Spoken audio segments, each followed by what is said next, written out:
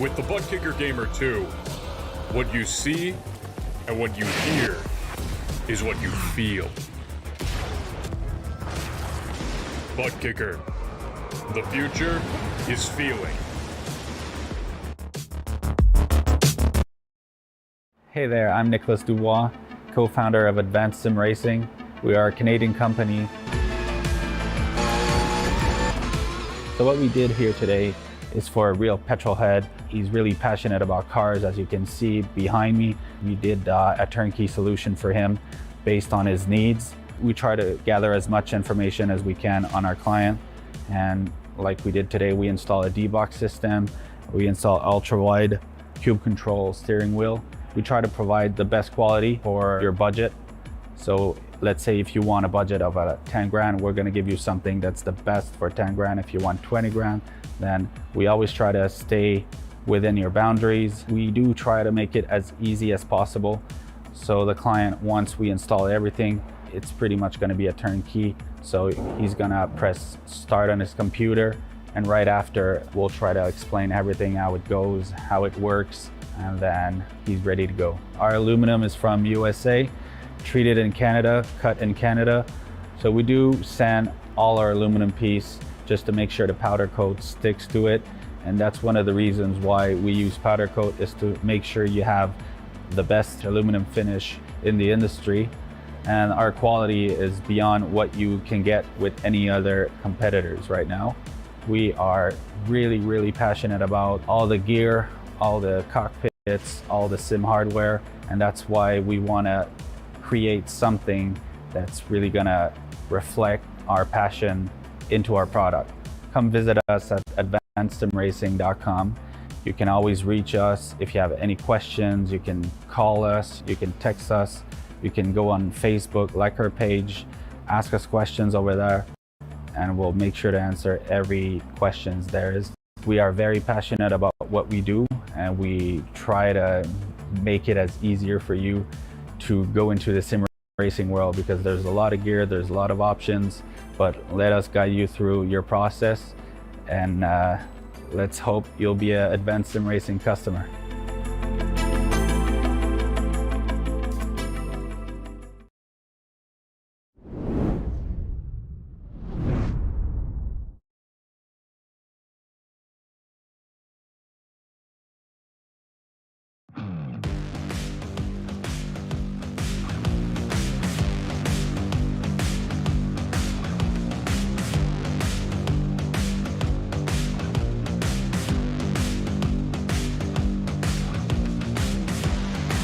It's the final round of the Precision Racing League's GT3 Fixed and Sprint Series here in Germany at the Nürburgring tonight. All three of our championships are all but over at this stage, with all three leaders just needing to pick up a minimal amount of points to get over the line. However, with that in mind, there's still three race winners to be crowned tonight, so let's see who they will be. My name's Johan Leary. I'm alongside Joey Tebben here this evening for the final race here at the Nürburgring. Two races coming up once again, Joey, to cap off what's been a great season of action. It has indeed been a great season of action, and what a better place to end it than the Nürburgring GP track. We went here yesterday with the MX-5s. We had a pretty exciting race. We had a little bit of bowling, a little bit of contact, and kind of a surprise winner. Will we see more of that tonight? It's entirely possible. It's kind of hard to pass in some places at this place, but heavy braking zone into turn one. It's going to be a crazy first lap, and we got a lot of long straights for all sorts of the fuel strategy we've seen in the previous weeks, and it's going to be a good race. It's a wide track, it's a fairly long track, and I'm looking forward to this one. Absolutely. Hopefully it will be as entertaining as we saw last night, and yeah, maybe even a bit more. Let's see. Let's see also where we've been on the schedule so far, starting of course at the Hockenheimring and ending at the Nürburgring, a big German sandwich if you like.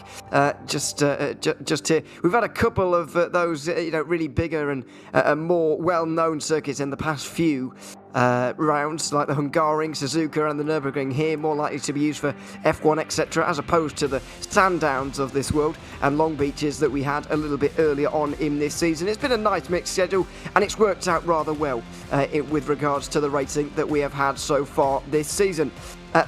Speaking of the GT3 fixed series, let's dive into that right now as we're about to get into qualifying. Danik Van Daele currently has a pretty big lead over those behind. Alec Bergstrom 28 points behind, contrary to what I said last week. It isn't quite enough for him to have clinched this around early. However, he's looking very, very good right now. We'll get into the implications very soon. The battle between Bergstrom, Brockway and Galini, though, for second, could well be a primary focus of tonight. Just before we go any further, though, with qualifying that is going to be getting underway in just a few moments' time, let's talk you through our sponsors that make, of course, this broadcast possible, starting with VCO broadcast partners here at RaceSpotTV, helping to bring you every Precision Racing League event here for Season 3 of 2022. This coverage also, of course, brought to you by Advanced Sim Racing. Owned and operated by passionate sim racers, Advanced Sim Racing designs and builds the sturdiest and most durable aluminum profile racing simulation cockpits available in the market today. All PRL members also get a 5% discount on ASR products using the Precision5 coupon code. RaceLab helps you to improve your driving skills. With modern overlays, race statistics and native VR integration, you can get the best out of iRacing. Start using it now for free at racelab.app. Bookkicker products provide an incredible immersion and realism to every game. Feel every nuance and truly put yourself in the driver's seat. And finally, NinjaTrader. Ready to compete against the financial markets? Supporting over 60,000 users across the globe, NinjaTrader provides award-winning trading software and brokerage services. NinjaTrader is always free to use for advanced charting, backtesting and trade simulation.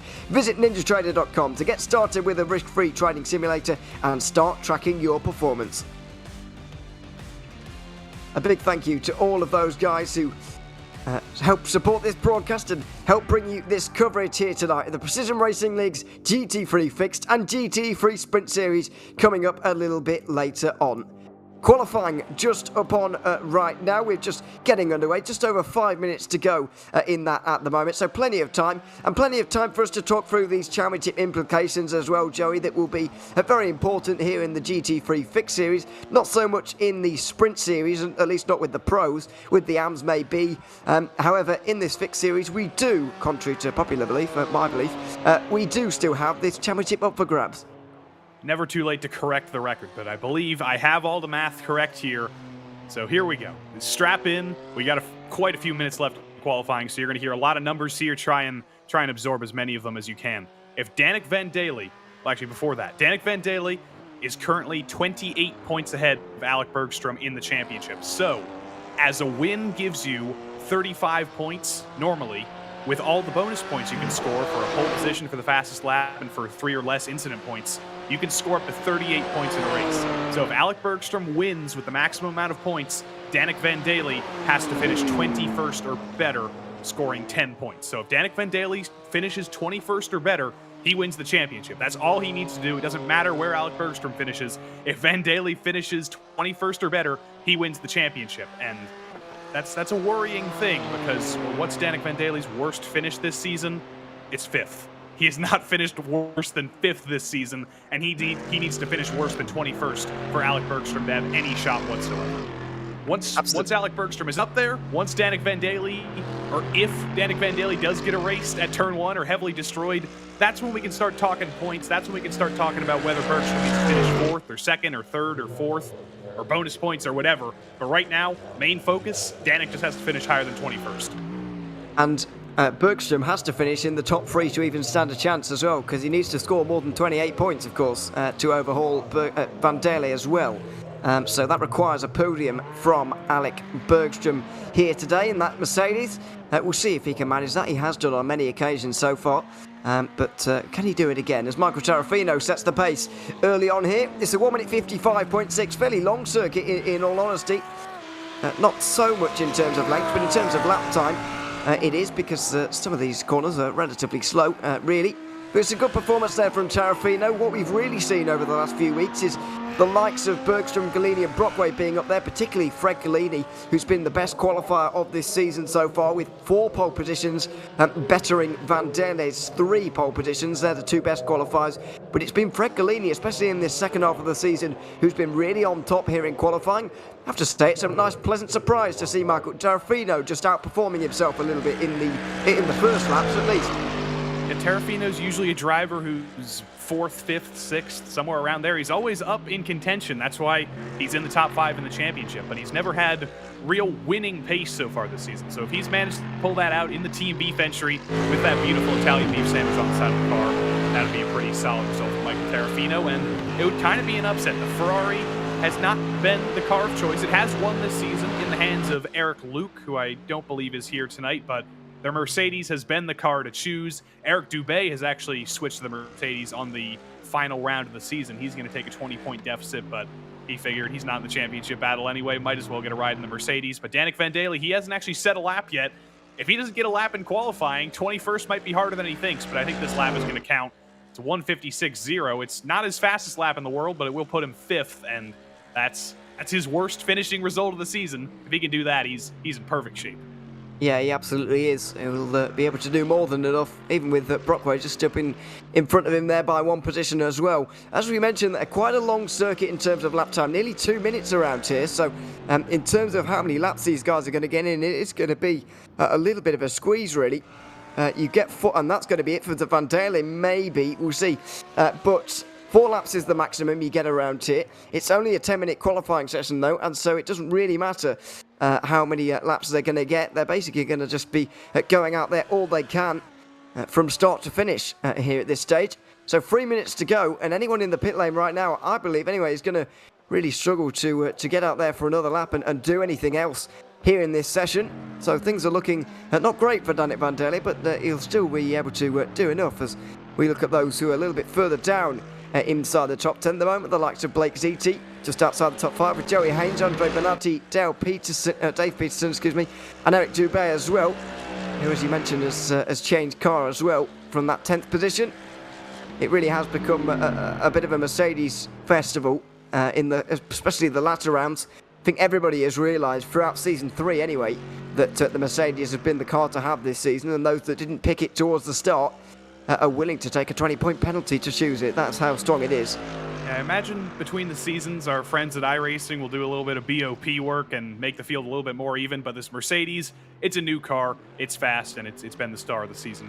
We've been joking that it's just the Mercedes Challenge instead of the GT3 Fixed Series, and it kind of has. More so in the Sprint Series than in this Fixed Series. We've seen good performances. We've seen a lot of wins by Fred Galini in the Audi. Like I said, we saw Eric Luke win in the Ferrari, but a lot of the wins have been in the Mercedes. But it's a Ferrari on pole with Michael Tarafino. Andre Benatti, he's in a Mercedes. He puts it 5th.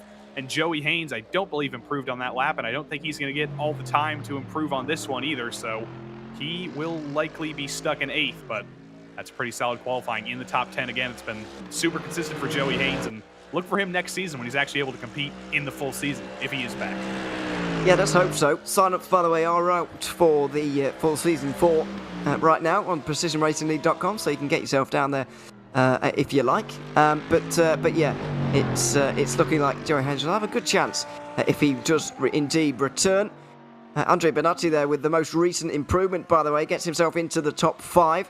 Just 0.05 of a second ahead of Danik Vandaele at the moment, and not too far ahead of Blake Ziti here as Vandaele goes back to the pit lane. So he's going to start from outside of the top 5, and this is going to be a little bit of a concern to Vandaele. I mean, it's not too much of a concern in all honesty, because there's 26 cars in this race right now, and he only needs to beat approximately 5 of them and make it to the halfway mark in this race. So that's not going to be too much of a problem for him.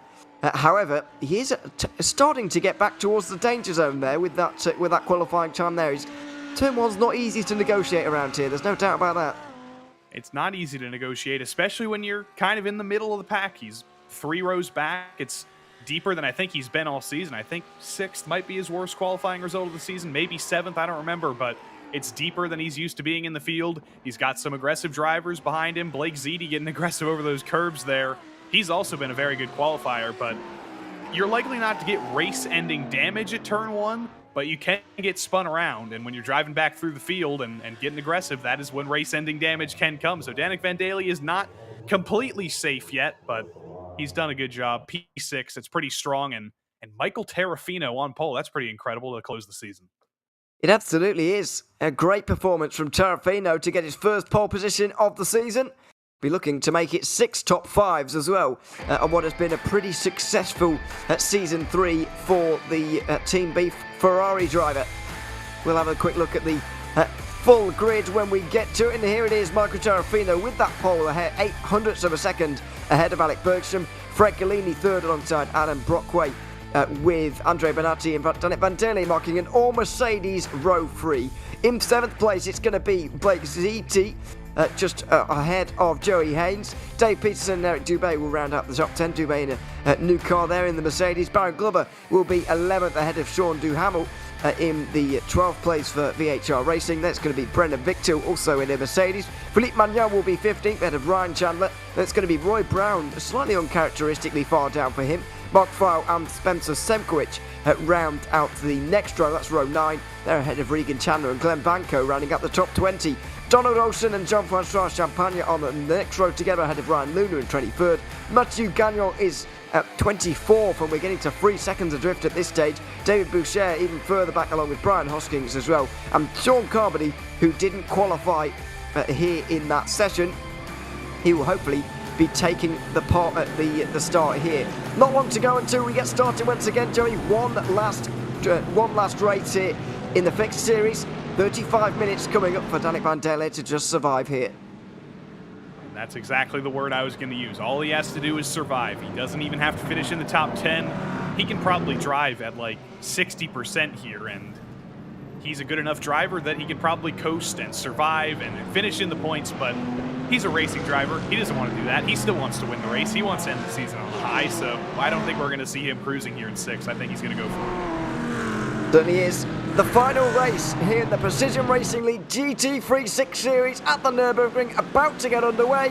Michael Terrafino does not wait long to make use of his pole position to fly away here at the start, and he's already got car lengths over Bergstrom and Galini, who fight it on the way into turn number 1. The field nicely strung out, and hopefully alleviates some problems you get at this very, very tight first corner, which can produce some problems. It looks like the first top 10 or so have gotten away with that one rather cleanly, and the rest of them as well, quite possibly, have gotten away nicely. Danik Van Daly just stuck him on the inside there of turn 3 of Andre Benatti, who goes wide and then cuts back in for turn 4. The two of them go side by side on the exit, and towards 5 and 6, Danik Van Daly gets the position. He's back inside the top 5.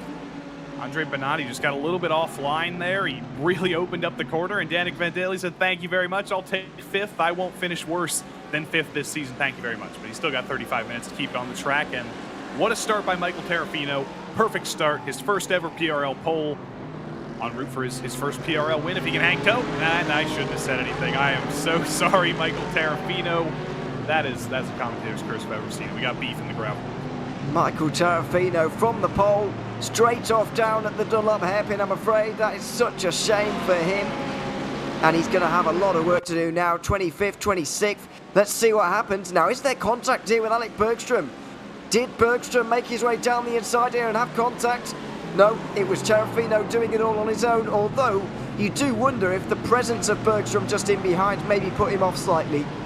That's entirely possible, and you're on cold tires, cold brakes, everything, and in a GT3 car with the ABS, with the traction control, with everything that's kind of screwing with your natural driving style. If you make one mistake, it's hard to recover from it.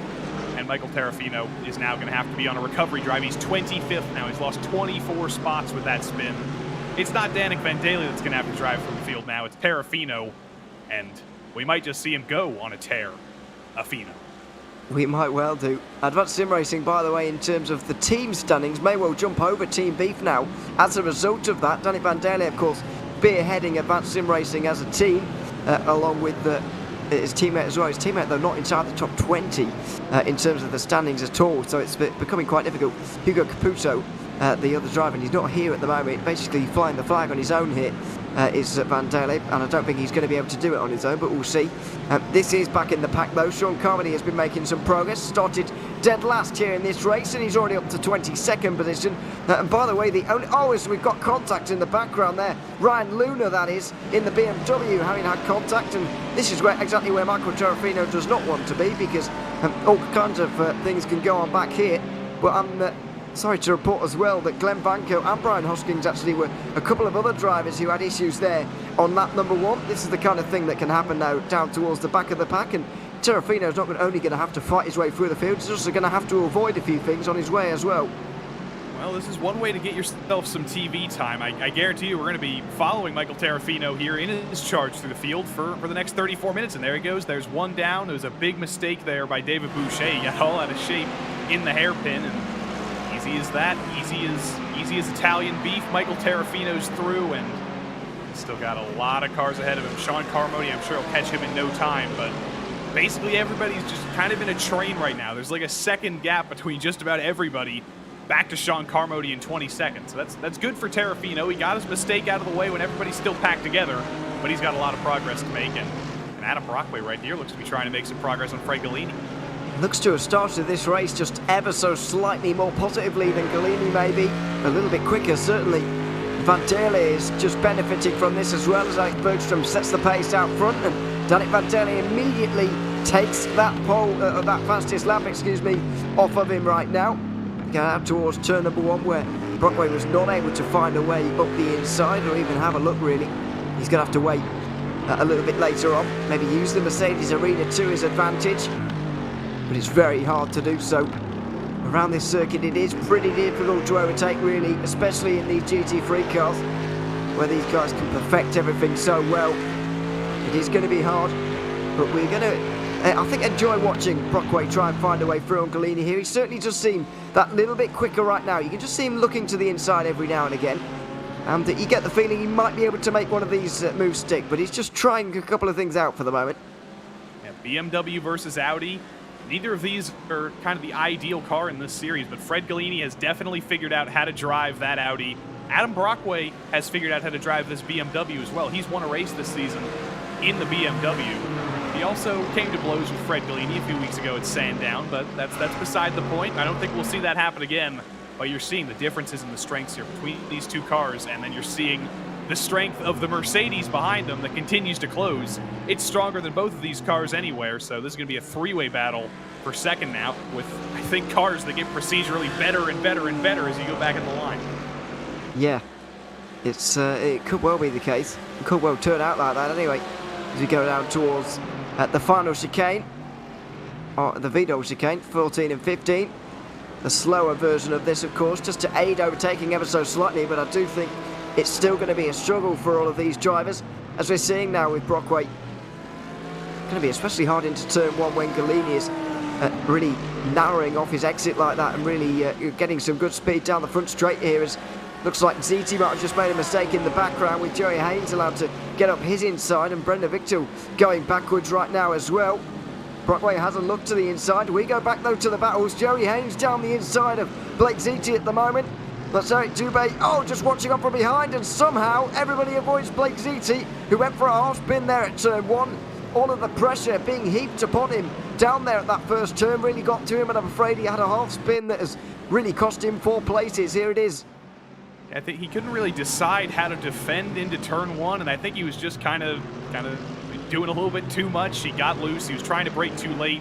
He was moving around a little bit and just turned him around, and that's unfortunate. That's kind of been, I don't want to be mean, but that's what Blake ZT's kind of done in the last few races here. He's had great qualifyings, and he's just cracked just a little bit, but that comes from experience. That comes from running up front here in this series. Eventually, you start to lose those cracks. You stop making those mistakes, and that's what can come just with experience. But he's still in the top 10, so we can't write him off yet. He's just fallen back just a little bit. He's very lucky that nobody hit him. He is, certainly. I mean, it was writ large for us just 2 weeks ago at the Hungaroring, where he had his season best qualifying of 2nd, and I don't think he finished inside the top 10 that day. I think he really did fall apart a little bit towards the end of that race. In the end, finishing way outside the top 10, actually. So it was a real shame to see.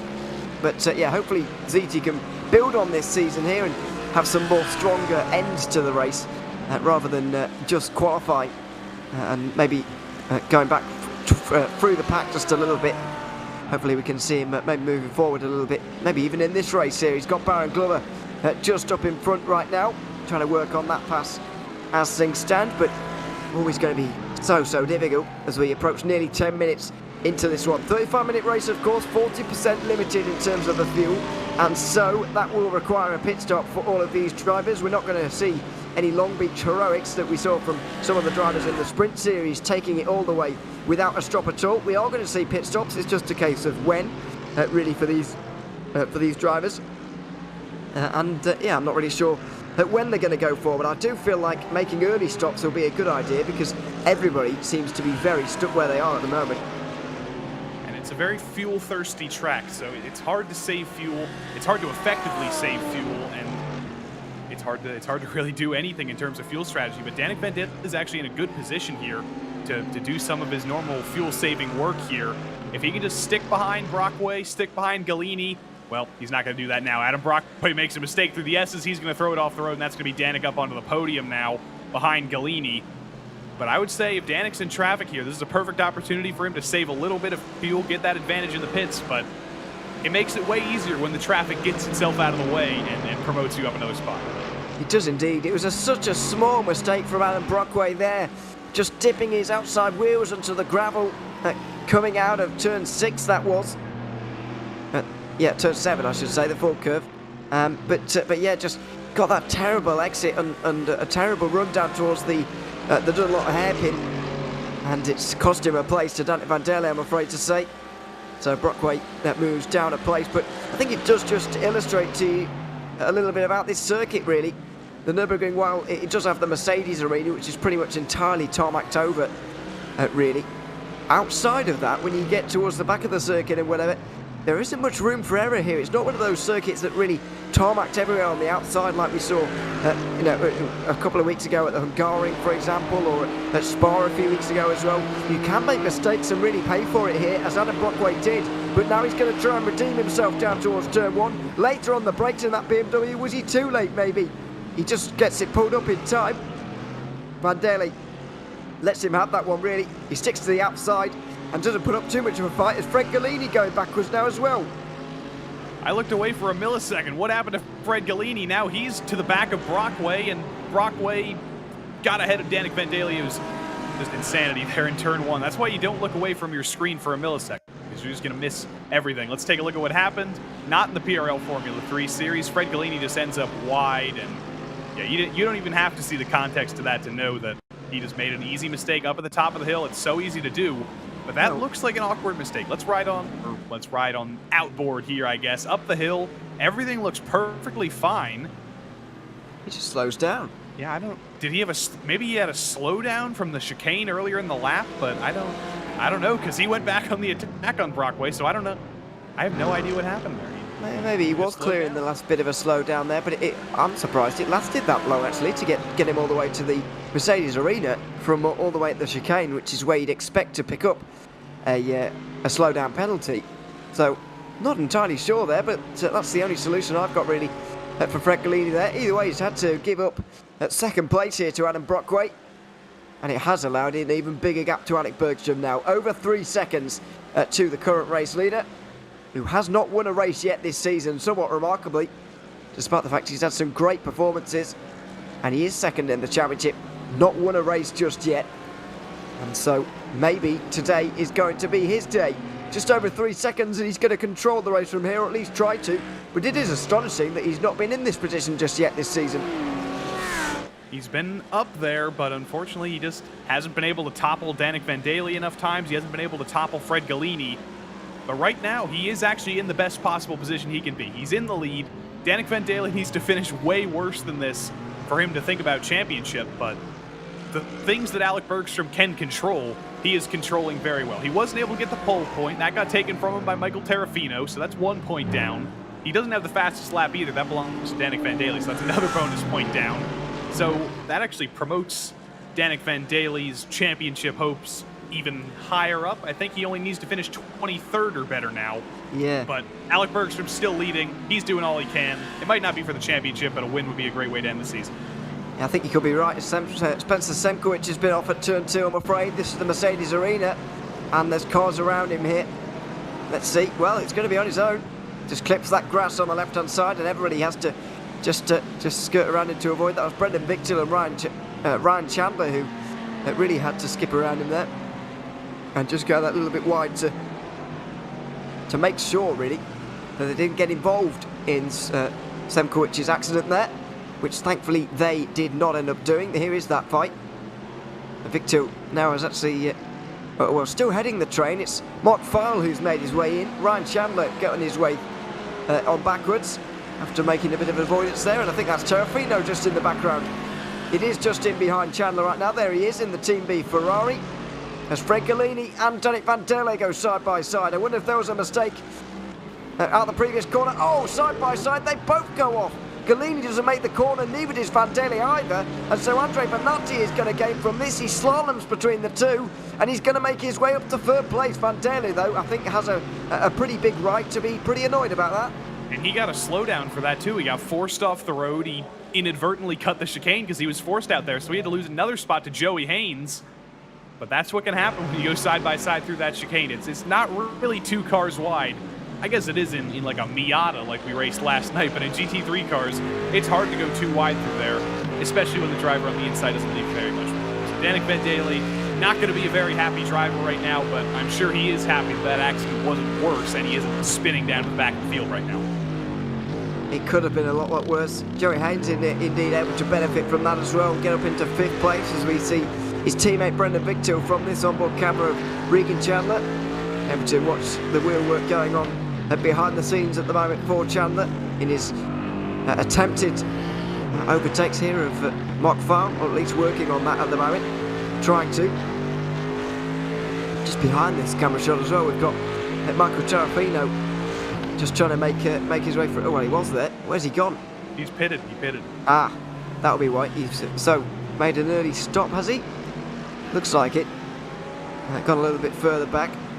Yes, he has. 11 seconds, so that is a normal stop. So this is an interesting call, and of all of the drivers in the field, this is the driver you'd expect it from, because he's stuck in traffic, really. There's not a lot he can do, and so why not make an early pit stop? It seems like the right thing to do.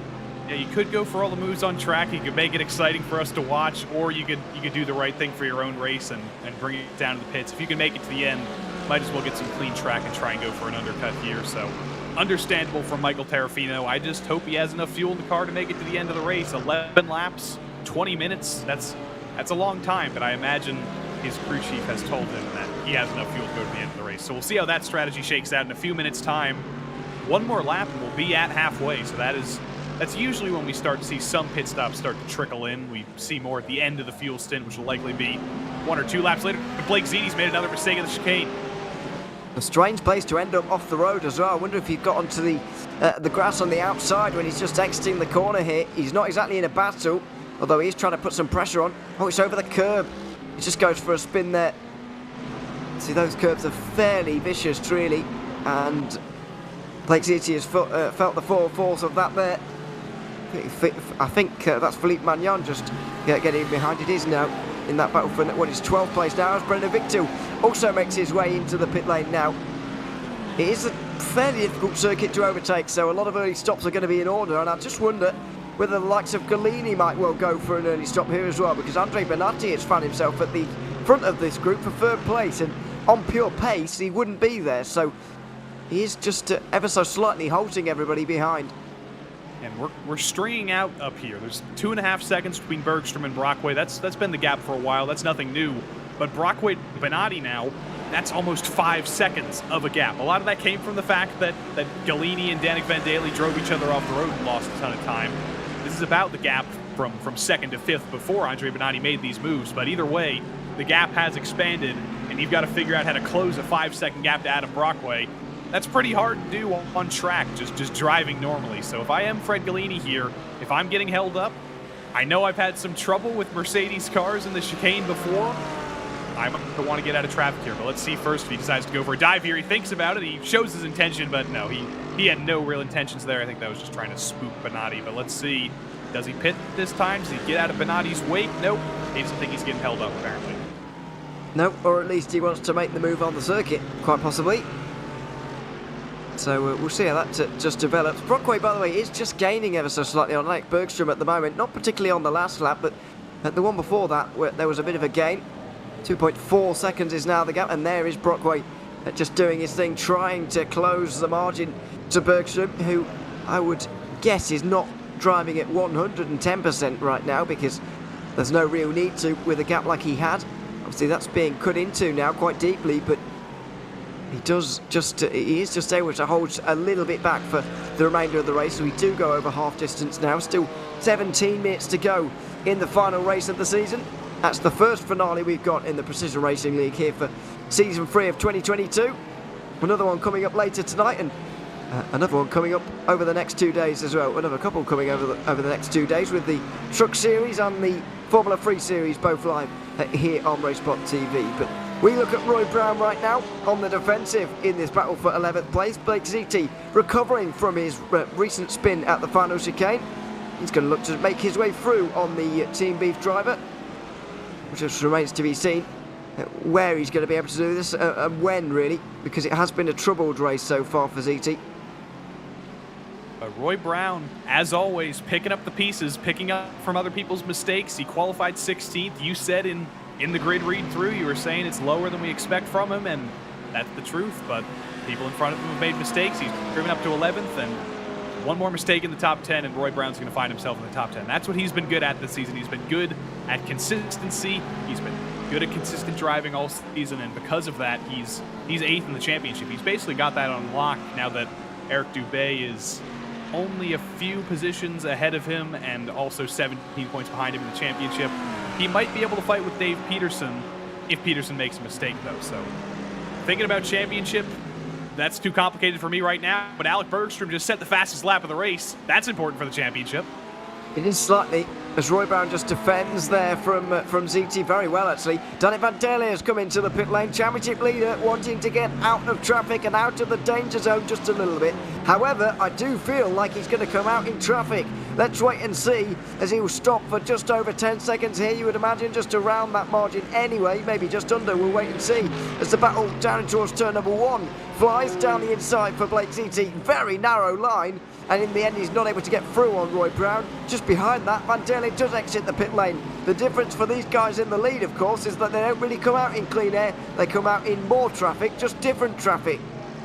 Yeah, I don't get this move by Van Dele. He's just put himself in even slower traffic than he was already in. He's got Regan Chandler ahead of him. He's got Ryan Chandler ahead of him, and then Mark Feil and Philippe Magnan and even Blake Ziti. So he's just put himself in traffic here. He's put himself in huge traffic, and this is gonna take him out of the battle for 5th, I think, because Joey Haynes is in completely clean air.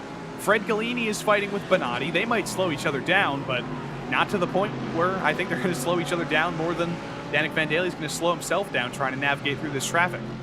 Well, that'll help. Looks like Regan Chandler might actually just let him by here, so that's helpful, or is that... Yeah, that's Regan letting him by. So that's helpful for Danik Van Dele, but not everybody's going to do that. No, absolutely. And it's quite surprising that Chandler has actually decided to do that at all there. But very courteous from Regan Chandler in the Lamborghini. Luckily, Regan and Ryan Chandler are in different cars, because otherwise we really would be in the mud. But there we are. He's letting Sean Carmody as well through at the moment. There he is to 15th place. A great recovery from Carmody as well, who I don't believe was allowed to qualify here today. That's why he didn't, because otherwise you would do, of course. So good recovery. 27th on the starting grid, and he's already inside the top 15 as we see Bonatti and Haynes now into the pit lane. We're going to get a first illustration and an immediate illustration, actually, of just what time Van Dele is either losing or gaining. I think the battles that he might have embarked on there, he's actually not had to take part in anymore, because Chandler got out his way. He hasn't been slowed down very much by the drivers in front, so Van Dele might have gotten away with this. If Danik Van Dele gets this position here, I think he owes like 1% of his race or his championship winning trophy to Regan Chandler there for letting him by. But look at that gap. He's just flown by him. He also spent less time in the pits. He was only in the box for 9.9 seconds. Bonatti was in for 11.2. Joey Haynes, 11.9. Peterson, 12. It was a very short stop by Danik Van Dele, but like I mentioned, he knows how to save fuel. All of those ASR esports drivers, they're the best of the best at saving fuel, and in traffic, Danik Van Dele took advantage of that, and he made up 2 seconds. just by pure fuel saving. Yeah, he might have been just fuel saving a little bit in that first stint, as you were referencing at the time.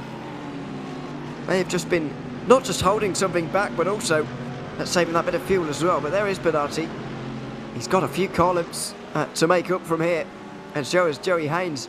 After all this, I wonder what this will tell the likes of Alec Bergstrom and Adam Brockway. Just that worry then, maybe. The fact that Vandelli is gaining so much time and he's had such a short pit stop. Well, we'll see, obviously, when they come into the pit lane very shortly, because there's only 12 minutes to go at this stage, and they've got to be running fairly low on fuel at this stage. And indeed they are. Bergstrom and Brockway both made their way in. I don't expect Vandelli to get involved with these two, but he might get a lot closer than he was before. Now all we can do is wait. 2 YS Motorsports drivers, different cars, but they've both been in completely clean air for the most part of this stint, so it should be similar pit times, I would only imagine.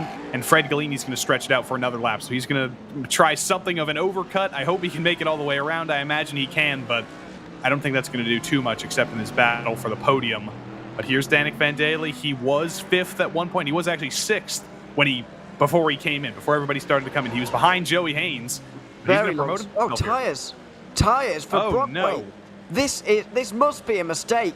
It can't be a tactical call. It's a 35-minute race, for goodness sake. This has got to be a really colossal mistake now for Adam Brockway, who's losing time and time again. It's such a shame for him. He's going to lose about 20 seconds here. 35 seconds is his stop time at the end. He finally gets going again. He's just in front of Magnan, but he's outside the top 10. He will, of course, have new tyres on, but that will make very minimal difference in a race like this. It's got to be a mistake. He must have just forgotten to unclick replace tyres on the little menu in the bottom right, or wherever he has it. Yeah, that's so easy to do. I've done it before, and it's just a painful feeling. Haven't we all? We've all been there. But I'm afraid Brockway has made a really costly error there.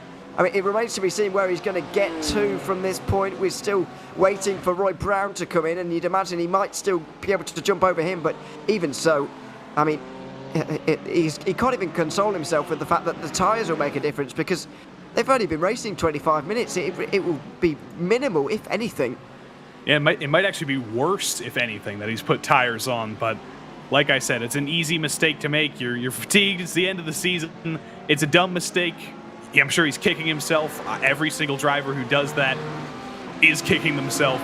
It's so disappointing because he was on the route for second place, but you can't undo the mistake when you're in the pits. You know the second you're sitting there, why am I not moving? Oh God, we're putting tires on. It's too late to uncheck. I have to sit here for 30 seconds now. But now all he can do is drive his way forward. He'll still get a top 10 at it tonight, likely, because Roy Brown still has to pit. Brockway's in 11th. He will be in 10th, but he's going to be not very happy. Bergstrom's going to be very happy because look at the 8-second lead he has now. Yeah, it's a great lead for Alec Bergstrom to possibly take his first race win of the season as Fred Gallini makes his way on in. Danik Vandelli will get through and get into second place. Bernardi will get up into third. And will he be able to get a podium here, Andre Bernardi? It would be a great result for the driver currently in 6th place in the driver's standings. His best result currently in this one is no better than 5th. He's had a couple of those, two 5th places, but that is it for him, I'm afraid. So a first podium of the season could well be on the way for Andre Bernardi, but it'll also be a first podium of the season for Joey Haynes as well. So we'll see if either of those can manage it. And Eric Dubé is in the top 5 here in his debut in the Mercedes, as we look at race leader Alec Bergstrom cruising possibly to his first race win. Let's hope we don't see any more of that, and we do see him cross the line first, because if any of the drivers deserve a victory here in the order, it's got to be him. He's been up there every week, but never quite on the top step. Maybe today's the day. And he's only got one win in GT3 machinery in the PRL. It was in the Ferrari Challenge a couple seasons ago. I believe it was in the Okayama race, if I remember correctly. That was a race where I choked and threw away a podium because Nick McLaughlin was chasing me. But that's beside the point. Alec Bergstrom didn't choke under the pressure, and he managed to pull off that win there. And this will be another great win. Not under that much pressure here tonight, because a lot of his opponents have kind of taken each other out and slowed each other down. But you've still got to keep the car on track when you've got an 8.5-second gap. And we can't really count Danik Van Daly out for chasing him down. If Bergstrom does kind of fall back, if he gets down on his luck, if he drives just a little bit slower, he's trying to conserve himself, he gets under pressure, Danik could chase him down, but 8.5 second gap, that is a pretty large gap to close, and even Danik Van Daly is going to have a hard time doing that. Yeah, he need more than a second per minute in the race, which is a really tall order. As Michael Tarafino here, trying to make his way back inside the top 10. Don't think he's quite going to manage it, unfortunately, but it's been a great recovery nevertheless. Blake City and Philippe Magnan are going to be the next couple of cars to overtake, and they're going to be quite difficult. Not least because they're good drivers in their own right, but because they're fighting themselves, which always makes your life harder. So we could see Tarafino stuck here for a little while. But that early pit stop does seem to have paid off for him, while it didn't for some others. He gets very close to the back of the Audi through turn 1, and will just try and show the nose, get in the mirrors a little bit, distract the Audi in front as Ziti makes a dive of his own down the inside of Philippe Magnan, down at turn 3, and straight in. Oh, great pass from Blake Ziti up into 11th place.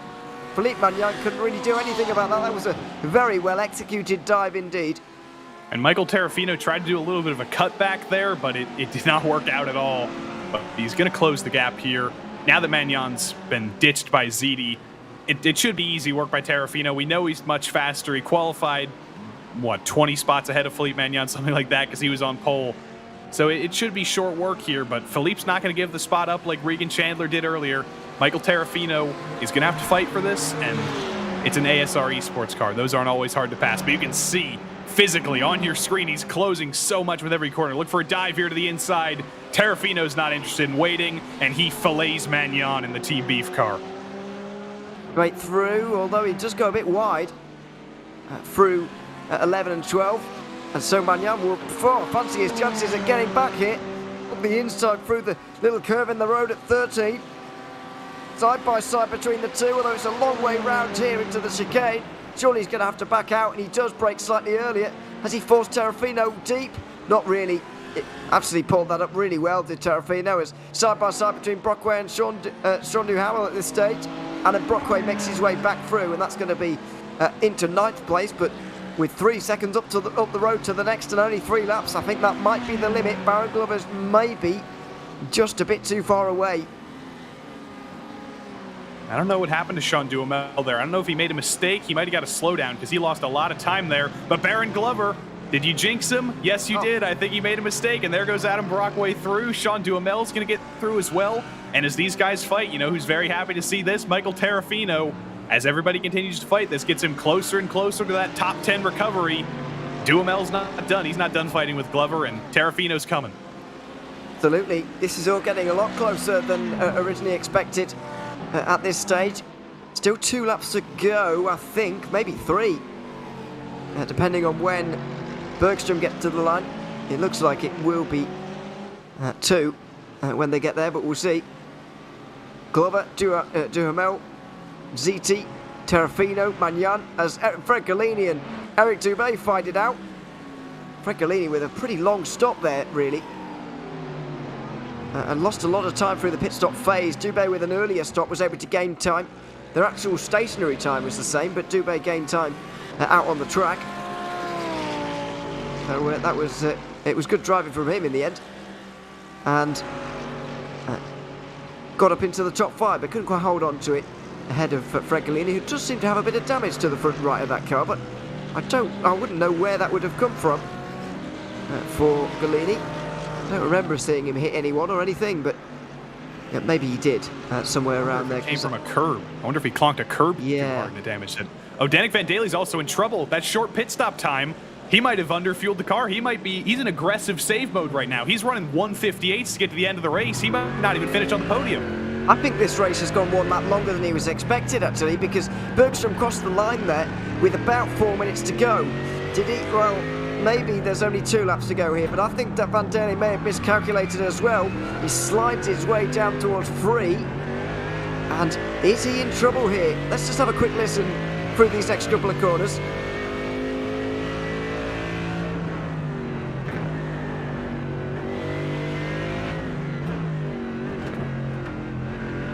Well, have have to say, he seems pretty on it there. He doesn't seem to be lifting off just that much as of right now, but he could be right here. I mean, I don't see any other reason for him to be running so slowly.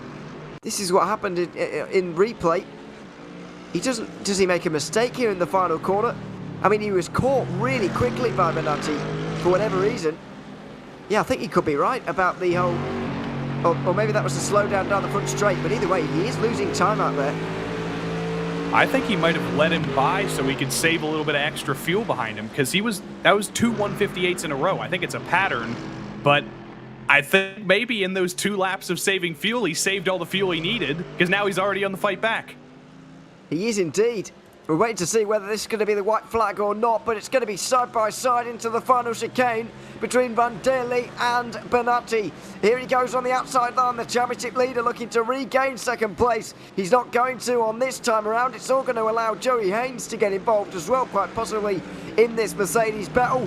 We go over the line again. Will this be the final lap? It will be, by the looks of things. The white flag will be out, and Andre Benatti has just got one more lap to do to hold on to this second place. It's going to be his best finish of the season, whichever way this battle goes with Vanderlei. However, he will want to finish ahead of the championship leader and eventual winner, by the looks of things.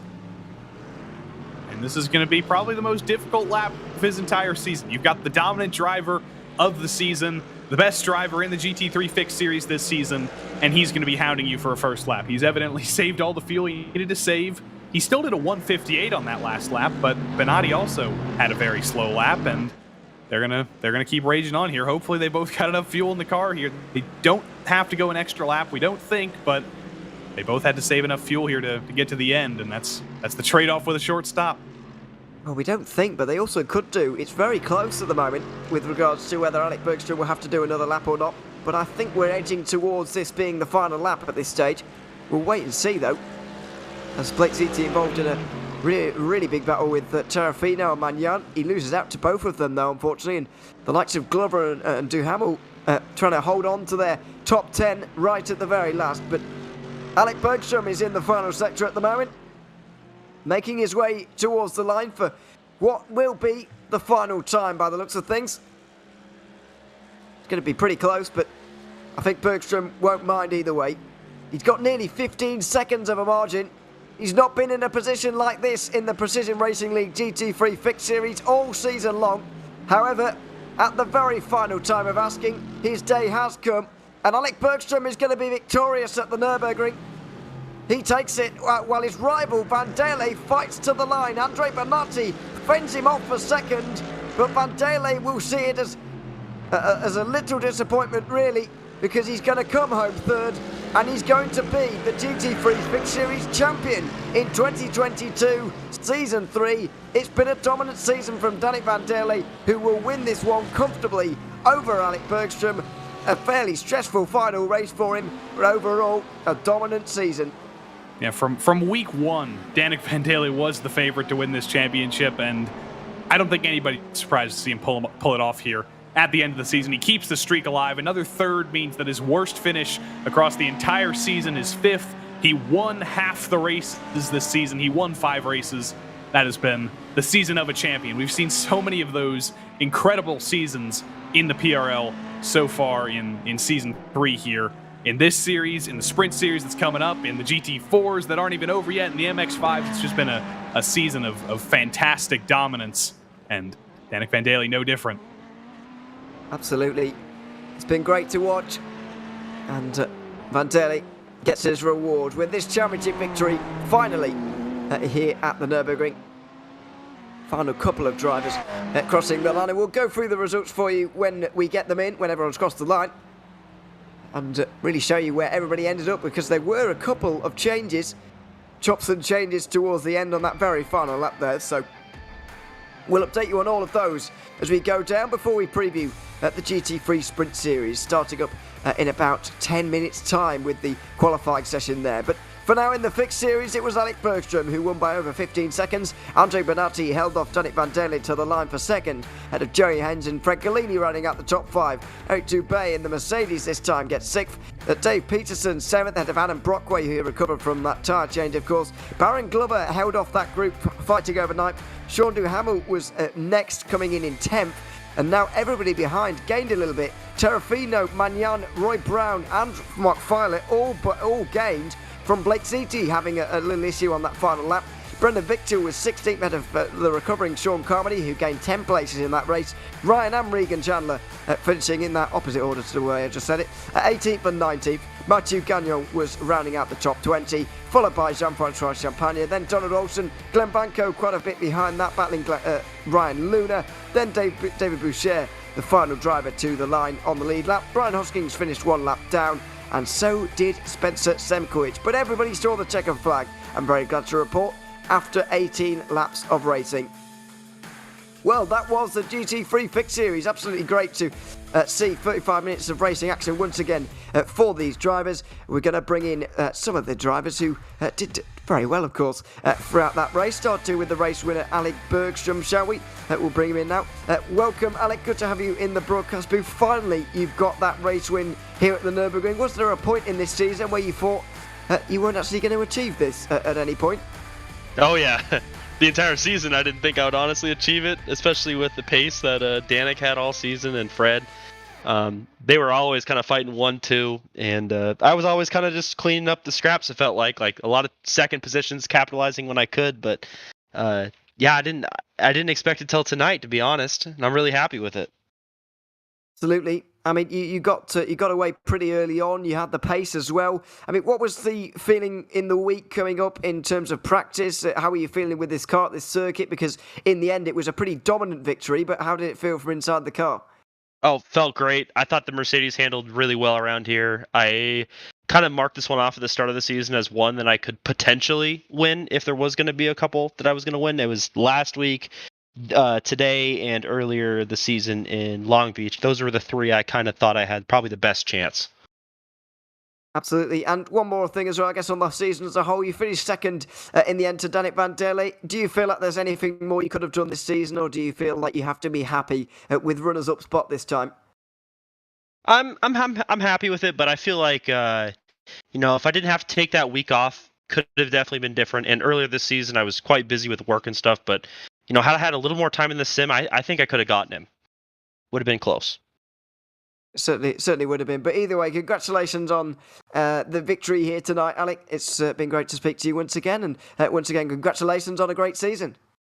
Thank you, guys. Thank you guys for putting on the stream. Excited to go watch back. And thanks to PRL for hosting this league. And to my team, YS. Want to shout Yellow Stripe Motorsport for practicing with me and putting in the time. So it's been a pleasure all season. Alec Bergstrom, first place here today at the Nürburgring. Now, second place, Andre Bonatti, not waiting for an interview at the moment, so we will wait for him a little bit later, or indeed we won't get to speak to him. But for now, we will bring in the series champion and third place on the day, Danik Van Derle, joining us once again. Danik, good to have you here again. Qualified a little bit lower down, had to race through the field a little bit. Battle a little bit more with a few drivers. So how was it having to fight so hard for a third place, which you've not been used to doing so far this season? Yeah, for the fighting, that was quite hard because there's not so much place where I can overtake, and I just do the same technique as I do, just saving fuel. And after that, when I tried to undercut Golini, I go to the pit stop, I put fuel, and when I cross the finish, the start line, I got 5.2 laps, and I didn't hear 5 laps to go.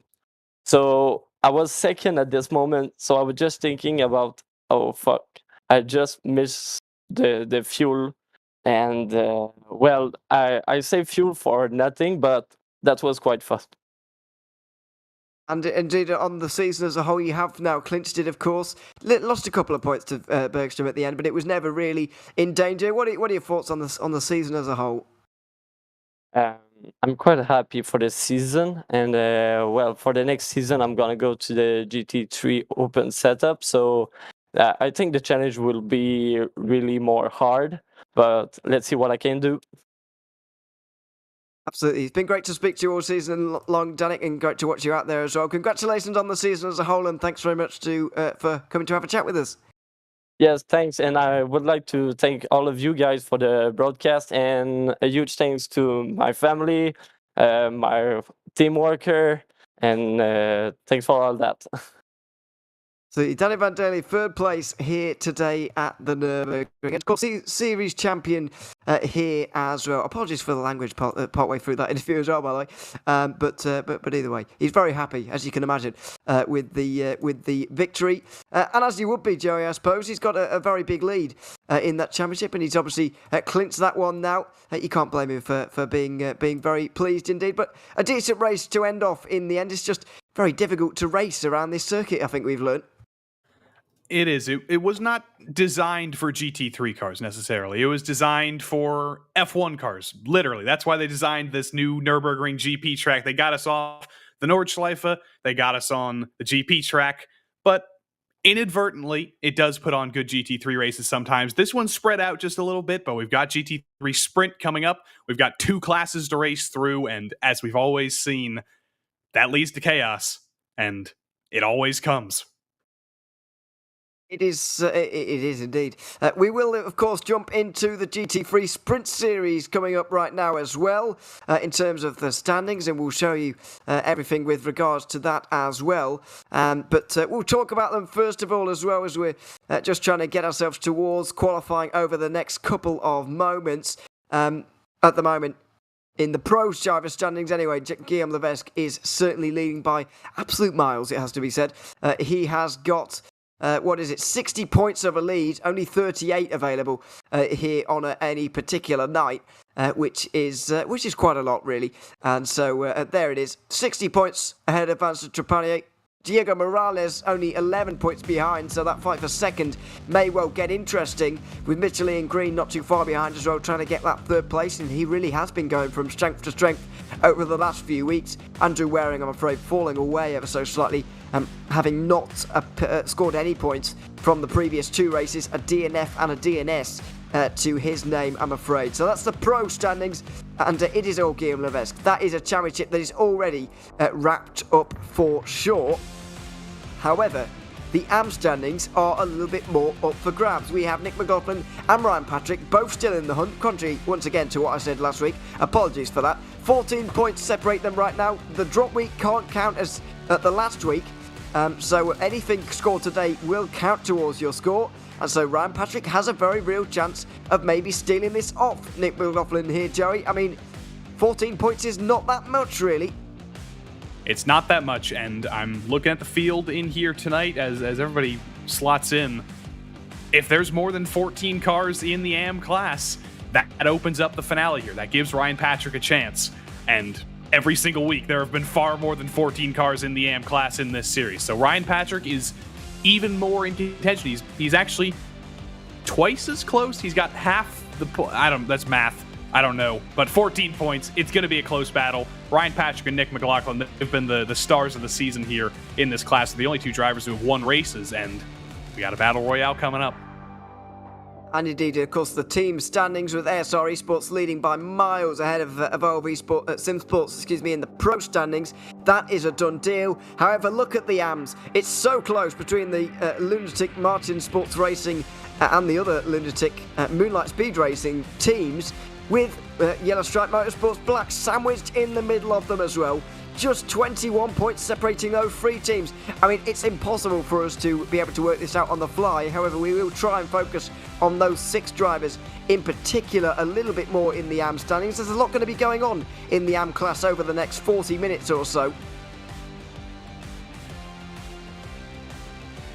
Many points, many calculators need to be taken out here, but teams' championship standings are always hard to calculate, especially in series like this, where you've got 3 cars on a team, but also only the top 2 drivers can score points, and then it gets all sorts of complicated. So we'll wait until the end of the race to factor in all that, but that'll be an exciting battle, and I'm sure YS Motorsports and Lunatics Motorsports, they're going to be very interested in that team championship in AM. But again, the high card, the overcard, I don't know what the opposite of an undercard is, the main show, it's going to be McLaughlin versus Patrick. It's driver versus driver, and both of them, I think McLaughlin's won 5 races this season. Patrick has won 4.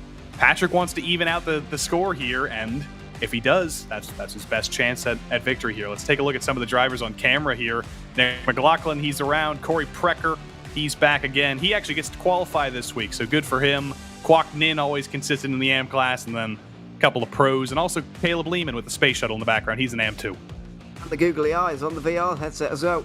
At the moment, he'll be out there, but we'll be taking a look on board with those drivers in due course as well, of course, as they're just practicing at the moment, getting towards qualifying right now as well. We're just waiting for that process to end, and then we'll be ready to go and ready to roll here in this series as well.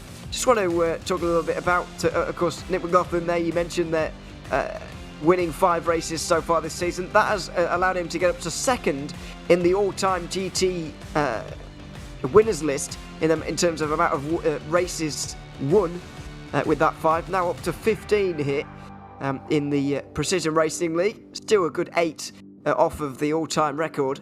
So he's got a little way to go until there, but he has certainly not done himself any harm. It certainly is in his favour. I mean, he didn't have the greatest run actually at Suzuka, with the way things ended up, but we said it for the last couple of weeks now. Brian Patrick's incident down there at turn number 1 at the Hungaroring, it looks like it may have cost him a title. You can never say too early, however, the odds are not in his favour. Well, Ewan, as a driver who has personally beaten Nick McLaughlin to a win in the Precision Racing League, I don't think he's all he's mustered up to be. I think he's a fraud. I think he's going to make a mistake tonight, and I think he's going to lose the championship. I hope he's listening to that, tongue firmly in cheek. I hope that's going to fire him up even more, because I want to see fiery Nick McLaughlin. I want to see fiery Ryan Patrick too. I want a championship battle. I'm rooting for drama here. I'm rooting for chaos. Both of them would deserve the championship, and I want to see it go to the very end. Yeah, of course, Joey getting his first PRL victory just last Thursday at Montreal in the Formula 3 series, in case you weren't with us. That's why he's now bad-mouthing everybody who he beat at the time. Don't worry, it's not going to happen again. It's a one-and-done win. You never know, you never know. Tune in to find out, indeed, in a couple of weeks' time when we go racing at Road Atlanta in the Formula 3 series. But either way, yeah, that's to come in a couple of days' time. Right now, we've got a 10-minute qualifying session for the GT3 Sprint Series. The driver's just going to be able to squeeze in their 4 timed laps if they want it. And it's Diego Morales out there at the moment we're looking at. He's in the pro driver standings, and he's got 11 points to try and overhaul Vincent Trepanier in the driver's standings as well. And you can be sure that might be an aim for him here today. Second place in the championship, it's better than third, and it might well be a target of his here tonight. That is definitely his target right now. Guillaume Levesque he's been the class of the field. He's not been impenetrable. He's not been undefeatable, but he's basically been undefeatable. It's been so hard to beat him. But Diego Morales did beat him at Spa after he was taken out by a lapped car. I should say that. But Diego knows how to win races. He knows how to get good results, and he is definitely going to be chasing that second place from Vincent Trepanier. And it's certainly possible. If I had to, I don't have the exact data, but if I had to pick between the two of them, the driver who's been overall faster this season, I think I would go with Morales, but Trepanier's been more consistent, and in a race like this, consistency tends to be key, and that's why he's got the advantage, but we'll see what happens. We'll see if anything can change, and if Trepanier has an off day, Diego Morales is always there to pick up the pieces like he did at Spa. Yeah, and he has been doing. He gained another couple of points last week as well at Suzuka, 4 points to cut into his lead there. So yeah, it's not been too bad. He's the only one of the only other drivers to have won a race other than Levesque this season. Of course, that goes along with Moises Caraballo as well, who won back at the Hockenheimring earlier on this season. But we're going back to the ANDs because Corey Precker is out there at the moment. He's qualifying right now. Precker currently down in 9th in the standings. He's partnering Clayton Ham in the team standings, of course, and that's going to be a huge target for them. As we've already mentioned, it's not something we can calculate very easily on the broadcast, but we can see where the likes of Precker and Clayton Ham are doing. Clayton Ham getting off to a very good start there as McLaughlin and Patrick come in almost identically. Precker's got a big job to do to support his teammate Clayton Ham in that championship charge. He's put himself right next to his teammate Clayton, though. So Ham and Precker, 11 and 12. It's a solid result for both of them, but look a little bit further forward. McLaughlin and Patrick are together, but Marc-Andre Desjardins, he has had kind of a bipolar season. It's either been the low of lows or the high of highs. He's just put himself on his second pole of the season. That's pretty incredible. He's still got to hold on to it for 5 more minutes, but Marc-Andre Desjardins has found pace in qualifying here today for the second time this season. I'm kind of shocked. He's not managed to top 5 in class all season long, which is possibly the bigger surprise, given that he's taken a pole already. As this is Sean Campbell making his way down towards the line. I think this is a car swap for him. If not this week, then Sean in Campbell? previous weeks.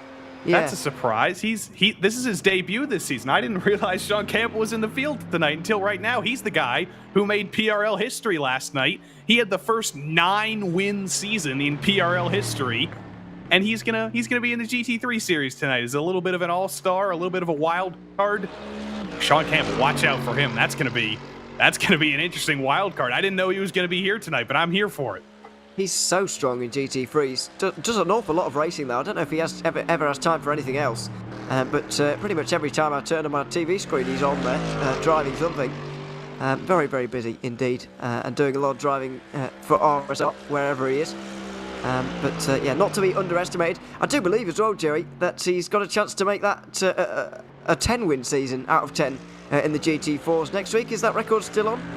That is true because of those darn Canadians and those darn Americans. Their holidays have overlapped. Canada Day and July 4th this year meant that we had a 1-week off week on Mondays. So next week we'll have MX5s and GT4s one more time to crown those champions after every other series has been decided. So we will see Sean Campbell and his chance to go for an even bigger record, the first 10-win season ever. Nobody's won 9 races in a season, and obviously nobody's won 10 races in a season either. So if he gets 10 races, if he gets 10 wins in a season, if I can sequence my words together, that's one way to stamp your name in the history books even more, because you can't beat that. You can only tie it. Absolutely. And these are his first wins, by the way, in the PRL as well, starting this time. So yeah, he's doing very well indeed. Meanwhile, we're watching Guillaume Levesque, both on the left-hand side there you can see, and in the main picture as well. This is going to be an exhibition of how to go around the Nürburgring very, very quickly indeed. You can be very sure of that. It's at a 1 minute 53.4 so far. Trapani just a couple of temps behind, with Morales behind that. We go on board now, and this is going to be quite some viewing here. Levesque is just going to try and really wring the neck of this car now and get everything out of it, and try and take yet another pole position here this season. He's already had 6, looking to make it 7 out of 10 to try and just extend that a little bit more. And for the moment, it looks like it's fairly safe, but let's see if he can improve and maybe even get into the lower 1 minute 53s and put this qualifying session beyond any doubt here in the final few moments. And if he can win tonight, that it doesn't put him in Sean Campbell air, because Sean Campbell has the record, but in 8-win season, which was previously the record, tied by a whole host of drivers over PRL history, that's still an incredible accomplishment. And the fact that we've seen so many dominant streaks in every PRL series this season, I always like to specify, it's not because these drivers are so far ahead of the rest of the field that nobody can compete with them.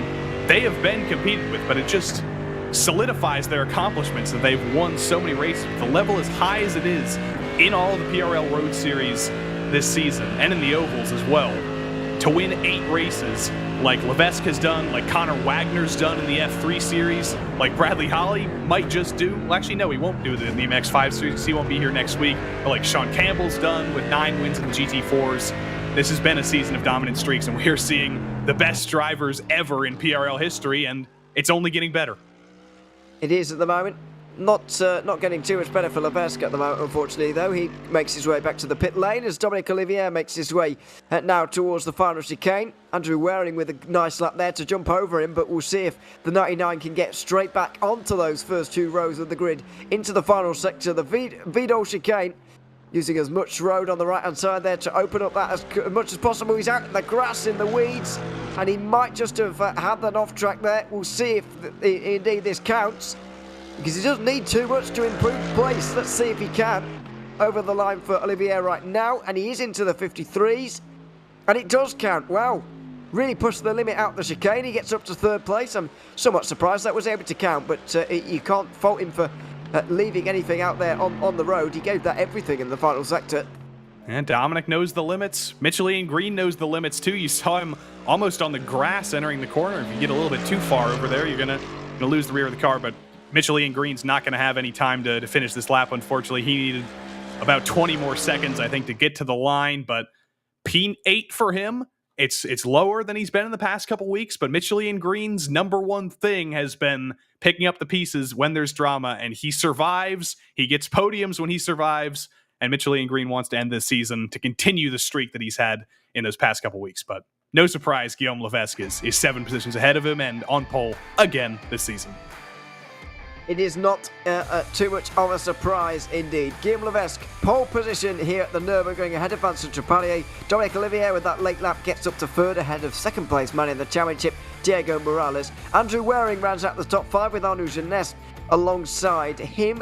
Then in 7th place is Kevin Norris. Micheline Green a little bit lower than in recent weeks with 8th. Ted Lowendix inside the top 10 alongside Tommy Brisson with Andrew Hartman and JR Williams on the 6th row together. Ozzy Milwain and Brett Furman the final pro drivers, with Marc-Andre Desjardins with his 2nd pole of the season in the AM category. A remarkable drive from him. Championship leader McLaughlin just alongside him with Clayton Ham there in 3rd in AM. Rob Campbell will be in 18th overall and 4th in the AM category, with the championship contender Ryan Patrick a few positions maybe further down than he'd want to be. Mark McDonald is 20th ahead of Miguel Angel Fonseca. Alexandra Beton is in 22nd ahead of Corey Precker, and Christopher Rhines running out the 12th row of the grid. David Buster third is 25th ahead of Sean Mulholland. Kwok Nin is a lowly 27th ahead of Caleb Lehrman. David Morse and Colin McKenzie round out the top 30, and we're still going, by the way. Alex Wright and Phil Amaro will be on the next row together ahead of the famous Ford of James Doherty, and Sean Campbell down in 34th with not really a representative lap time. Tyler Scarali and Matt Hilton also did not set a lap time, neither did Nicholas Colander or Luke Davis. It's a 38-car grid here at the Nürburgring. It's a fairly long lap, so traffic won't be too much of a problem. The chaos won't be too much of a problem. However, these drivers will be worried about turn number 1 with so many cars bearing down on that very tight turn. Yeah, we didn't see anybody really come to blows in the fixed race earlier, which I guess is a good sign, but more cars, tighter line when you're trying to fit 38 cars into turn 1. There's usually at least one driver that ends up on the wrong side of the stick, but we've also had that same dynamic in previous races this season. I've said the same thing at places like Long Beach, and we got through the entire first lap completely cleanly. So I would not be surprised if we do go through this first lap completely cleanly, but I also wouldn't be surprised if some angry driver in the back of the field, maybe in the middle of the field, one of the AMs, ends up getting turned around early. It is a possibility, very real possibility for all of these drivers. Just staying safe through here is going to be the priority, especially for Nick McLaughlin back in the pack. The AM championship leader does not need to get in an incident that his championship rival did only 2 weeks ago. It will be all too fresh in the mind for those in that category. So then, final race of the Precision Racing League GT3 Sprint Series. It's a Mercedes festival once again at the front. The top 8 cars, all Mercedes once again. And they're going once more. The Nürburgring race, 40 minutes of racing underway with Guillaume Levesque leading the field away. A little bit more packed up than we saw earlier on though, and this could lead to problems. Here we go down towards turn number 1. They plunge downhill towards the right-hander. It's Olivier stuck in the middle of 3 wide. As very wide outside goes to Panier through the middle. It comes to Morales, who makes contact, and there's a few more bits of contact as well. A car spins around in front of the field and gets collected. There's cars everywhere. Dear me, everybody makes it through. Looks like Ryan Patrick and Nick McLaughlin have both managed to make it through from the AM category. They'll be very glad about that, but there's plenty of drivers who haven't. There's one of them, straight in the wall. Kevin Norris is out for the day. I think that was just erasing himself from the race after a little bit of damage. Kevin Norris, just the meat in the sandwich. Diego Morales comes over very, very far right there to set up the corner, and he fires Norris into Micheline Green, and then everybody just piles in. It was a smaller accident than it could have been. I think that's Ozzy Milwain. I think JR Williams might be around there in the background. Actually, that might be a different BMW because JR Williams has switched to the Mercedes. I don't believe that was him. But look at Nick McLaughlin in that teal and white Audi. He had to avoid this. He could not run into trouble on lap 1 here. Marc-Andre Desjardins, the AM pole sitter ahead of him, he did get taken out, and Nick McLaughlin, the lucky dog, whoop, the hole opens, I'm going to go through, and I'm going to take the lead. Wow, that was close for McLaughlin though, and he'll be very glad he got through there without problems. But there he is, just running away from the scene, down towards, or up towards the final chicane more accurately. Likes of Michelin Green just going backwards, straight into the clutches of Nick McLaughlin. As a car around, Diego Morales has gone around there. Diego Morales from third place trying to overtake Trepanier in the standings. He's not going to with a performance like this. Oh, and he's rejoined straight into the path of the cars going by. And I think he's struggling to get reverser and first gear sorted out here. He is going again now. Let's see how it happened. Look, he might have been on his own here. Just gets wildly over that curve, unsighted maybe by the cars in front, and unfortunately not able to spin that car quite around enough to get out of the way of everyone here. And unfortunately this is not going to be good viewing for Diego Morales or whoever this Ferrari was. That might be Luke Davis. I don't know why he drove into him. Maybe he wasn't expecting so much of a wide line by Davis. I don't know. But Andrew Waring has also gotten in trouble from the podium. Did he get hit or did he just lose it? Nothing yet. But if I have to predict, I would say he's going to lose it up the top of the hill here. And he does the same thing that we saw in the sprint race and the fixed race. He clips the grass, and that loops a Mercedes around, and Andrew Waring is going to fall only to 10th. But I say only to 10th. He was on the podium. He's going to be pretty mad right now. He will be quite mad about that one. And as I mentioned earlier, has not scored points for a good couple of weeks now. He was back at Sandown where he scored his last points. And he was second in the championship at the time. Or going into that race he was anyway. It's been a bit of a fall from the front from there as Tommy Brisson is hit up into fourth here. A number of surprising performances with the likes of Tommy Brisson and Ted Lowendick as well, who are putting in some of their best drives of the season so far. All season at all, I suppose you could say, at the season finale. Arnaud Genet trying to make his way through up towards the chicane right now. He's going to have to look to the outside on this occasion. He brakes quite late though. He's not going to find his way around there. It's pretty tight and not an ideal place to be going side by side. There he is, just concentrating at the moment, trying to make his way through on Tommy Brisson. And with all respect to Brisson, I would expect him to make his way through here, Janet, because over the season at least he has been the slightly quicker driver. And the Mercedes has been the quicker car, but down the straight they look fairly even, which is kind of a surprise. But Arnaud Genet, look how much later he is on the brakes than Tommy Brisson. That Mercedes is just dominant in every single aspect a car can be. He closes down the gap, but he just wasn't close enough to send it to the actual inside. He's going to have to stick behind here and wait for just a little bit longer. Maybe at the end of the back straight coming into the chicane, I could probably predict a move, but he might actually just be inclined to hang back and save a little bit of fuel here, because Brisson, he's not usually up. He hasn't usually been up in fourth this season. He hasn't been up this high, but he's running decent lap times right now, and Genet could save a little bit of fuel, Danik Van Daly style. I'm afraid to say that Ryan Patrick is into the pit lane after only 2 laps in this race, and I think the championship contender there in the AM Championship is seeing his hopes come to an end now. He makes his way out there, but he's going to have to come in again for a bit more fuel, and he's already down in 18th place. I'm afraid it's a bit of a disaster for the Lunatic Moonlight Speed Racing team as well, who may well not be taking home a team's championship either. Patrick there, is going to be bitterly disappointed, and the end of this season really has not gone his way. Yeah, the Martin Sports Racing squad for Lunatic and the Moonlight Speed Racing squad for Lunatic, both of them in contention, but I think that's going to take Moonlight out of it. But if it's any solace, Martin Sports looking pretty good with Nick McLaughlin up in the lead of the class right now. But look at this battle for second. Guillaume Levesque is running away. No real surprise there, but Olivier and Trepanier, they've been stuck together. I said Diego Morales was going to be the one to look for in the championship, but Trepanier has just been having a fantastic performance here. And Tommy Brisson, I think, made a mistake at the chicane. I thought it was going to be a difficult move, and Arnaud Genet just drives right by, as does Ted Lowendick into the top 5. Yeah, Ted Lowendick makes his way through in the Audi, and Andrew Hartman's going to look towards the inside here maybe as well, although doesn't decide to go for it on that occasion. Didn't quite see what the mistake was, but it certainly cost Brisson a lot of time there, and cost him a top 5 position as well. We look back from the Audi now, but I think that BMW is going to become an ever decreasing sight just up front. Lowered it, by the way, with a normal background to his web camera tonight. Boos ring out, but no one in the crowd, but there we are.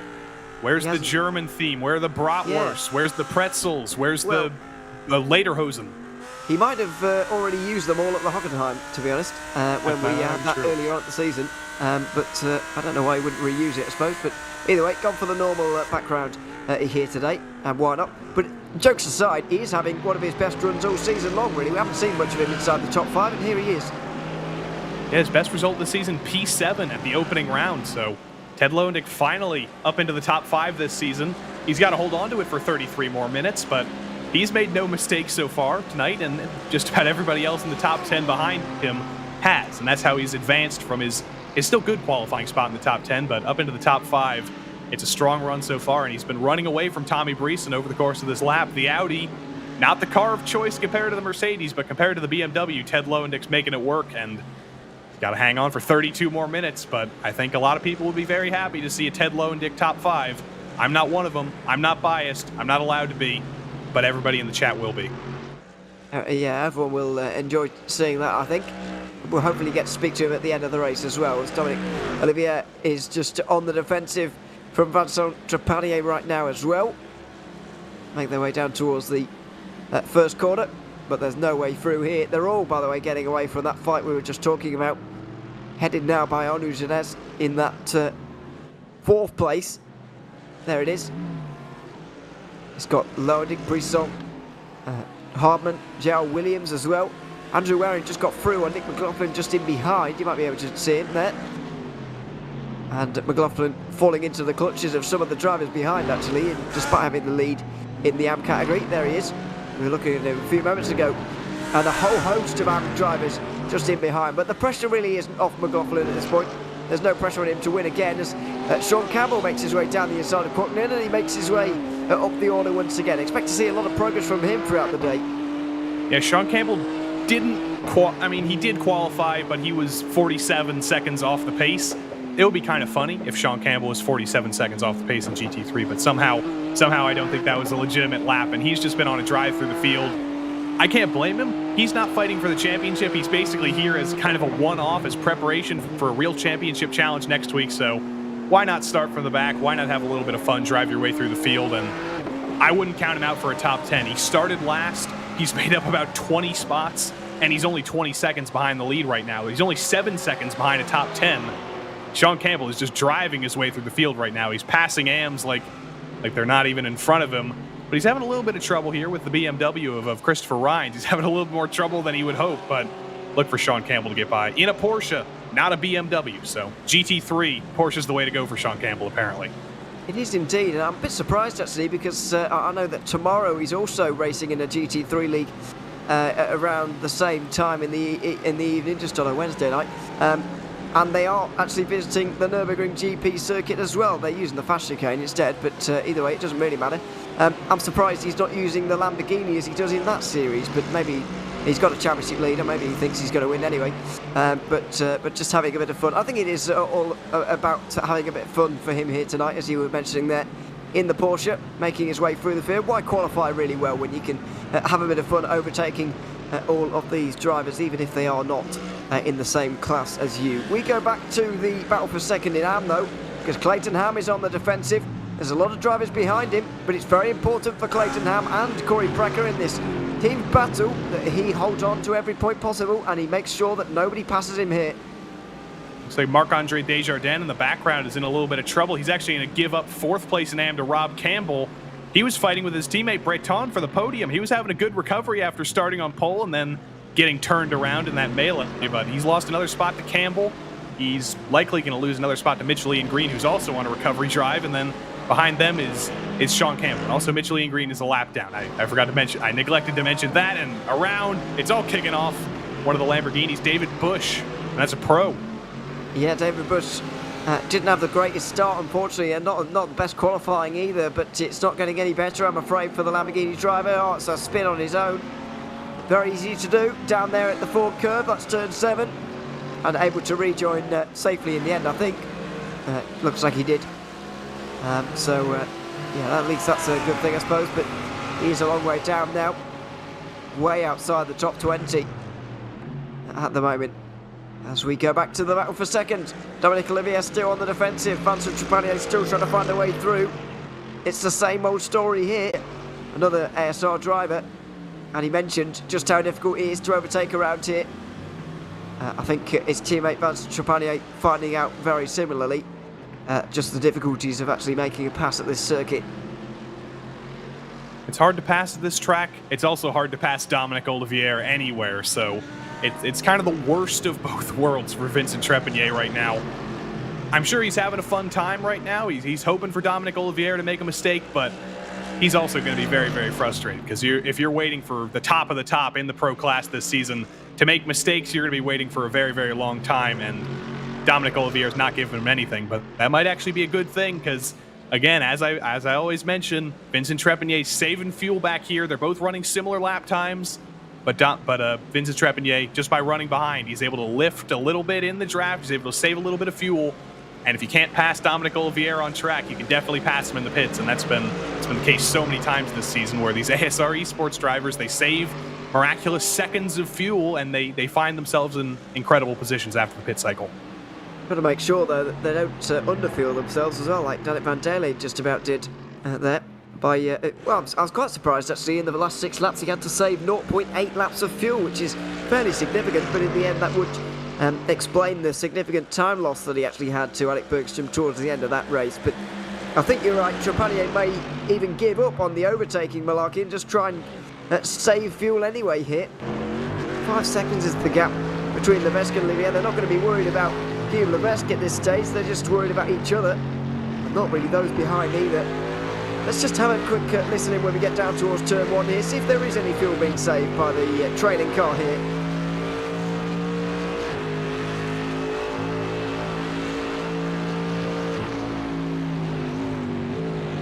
It's a slight lift off, but if you're doing that into every braking zone, Joey, that is going to add up. Yeah, it all adds up, and I'm not going to let the mention of malarkey about a minute ago fly. I think that's the first malarkey we've had all season, and I'm very happy to add that into the PRL lexicon. But the fuel-saving malarkey, I can't do it, but these ASR esports guys can. All of these guys in the Mercedes can, and we know that whatever is so good about this Mercedes, why it's so dominant, why the BOP has worked so well in its favor, we also know it's very, very good at saving fuel. It is the best car to save fuel in. So it's no surprise to see the ASR esports drivers all go with that car. But Sean Campbell in the Porsche, he's our first legitimate pitter, I think, and that's an early stop. It is an early stop. There's no question about that. Just comes out, where had he come out? I think he's out 30th place. Thought he was outside the top 30 actually, but turns out David Bush has been in as well. So 30th place for the Vector Bauer SR driver. As Andrew Waring makes a great dive down towards the hairpin. That is aggressive as well from Dale Williams in trying to re-overtake there, but Waring wasn't having any of that, and so makes his way up to 8th place. It looked like a really good dive. Let's have a look. Yeah, that's a late move. It's hard to do, but Waring did it with authority, and he's by Williams, who also, I said he switched to the Mercedes. Williams did not switch to the Mercedes. Next does F1 news, because I'm sure somebody would be able to do that. That's a lot of names that are all jumbling around in my head, but Waring's through. That's not an F1 team name. That's just a name that neither of us can agree on how to pronounce. Yeah, well, I think that's the accent thing, to be honest. We should probably ask him, really. But either way, he hasn't pulled us up on it for the moment. 8th place through on Joe Williams, as you say. He's going to look to keep making progress here. Andrew Hartman and Tommy Brisson are not too far in front. Neither is Ted Lowendick and Arnaud Genet. They're in a battle of their own as well. But Waring has had some better results than this so far.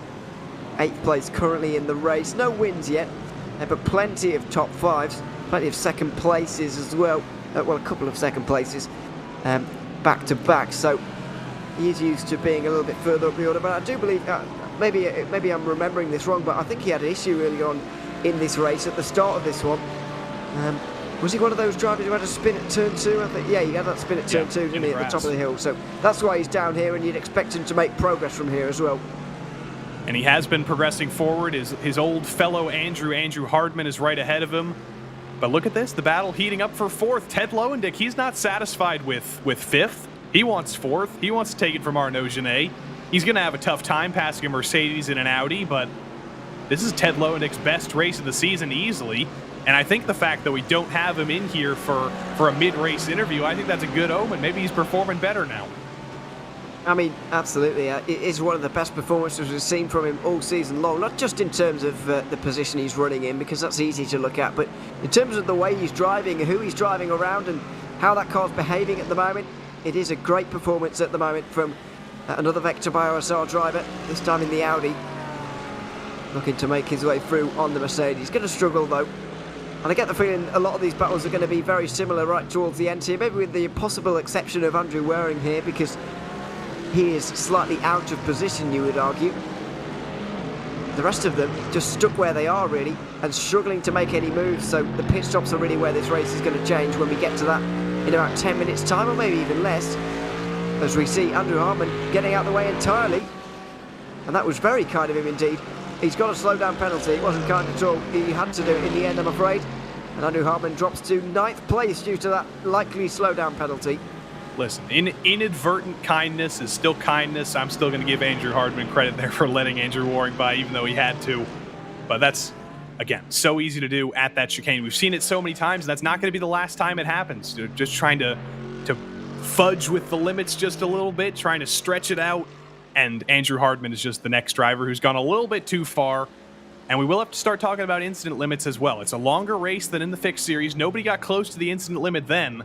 But you only get 13 incident points, and the off-tracks do rack up quickly if you are extending the limits like that at the Nürburgring. So hopefully we don't see a drive-through for Andrew Hartmann if he keeps that up. Absolutely, 13 incident points for a drive-through, as you say. So they're going to have to be careful of that, although it's not a particular concern around here, really, with the way that the circuit goes. Either way, it will be in the back of their minds as Diego Morales is off again here. Did see someone asking just a moment ago about how he's ended up so far back. Well, I'm afraid he's even further back now, and that is with... Is that Clayton? No, it's not Clayton Ham. He's still going. It's the 59. 39, I should say. Can't even read. Getting going again, though. Diego Morales wounded, it has to be said, and this is going to be a pretty big incident, is it? Oh dear, John Mulholland. He's trying to do the nice thing there in letting Morales get down the inside. He gets on the grass, and obviously there's only one thing that's going to happen from there. It's really unlucky, actually. Yeah, it's unlucky, and Mulholland, I don't think he was necessarily intending to let him by. I think he was just earlier on the brakes, and unfortunately he just went far too far, well, not even far too far, just a little bit too far to the right, clipped the grass, and Diego Morales, I'm sure, is not going to be very happy flying off the track in the opposite direction. He's just done it again. He's off again in the background, and I think he must have damage or something, because that car looks out of control right now. Absolutely. He definitely does have damage with that contact. You can see it there. It just looks a little bit deformed on the right-hand side of the car, and this is what happened through the Schumacher S. Well, he's on that curve anyway, which is not great, but either way, the damage is... Yeah, the damage is not helping. There's no question about that. Obviously put down the field by a spin he had earlier on in the race at the final chicane, the Vidal chicane, and I'm afraid it's just going from bad to worse for Diego Morales, who will have to console himself with third place in the standings by the looks of things, unless Michelin Green can do something very good here in this last race. Unfortunately, he's quite far down as well, so it doesn't look like he's going to be overhauling Morales in the standings here today. As we go back to this battle for a second, we're over the halfway mark now, so it looks like the pit stop window will definitely, well, it definitely is open right now, but who's going to take it? Because, as you mentioned earlier, Dominic Vance Trepanier, who would likely make an early stop here, all he's going to do is find himself in traffic, but it's going to be slower than the traffic he's in right now. So is it the best call when you're so far up the field like this? I think they're all going to wait until the very, very, very last moment, and that's the smart thing to do, especially if you're Guillaume Levesque, who has such a big lead. He has no reason to not go for the longest stint possible. He's not going to get undercut. He's only going to hurt himself if he pits too early, and it's the same for these two. They've got the same gap back to Arnaud Genet that they have in front to Guillaume Levesque. So I think Olivier and Trepanier, they're both going to wait for as long as possible, but when they both come in the same lap likely, that's when Trepanier's advantage here by running in the draft, running behind is going to come.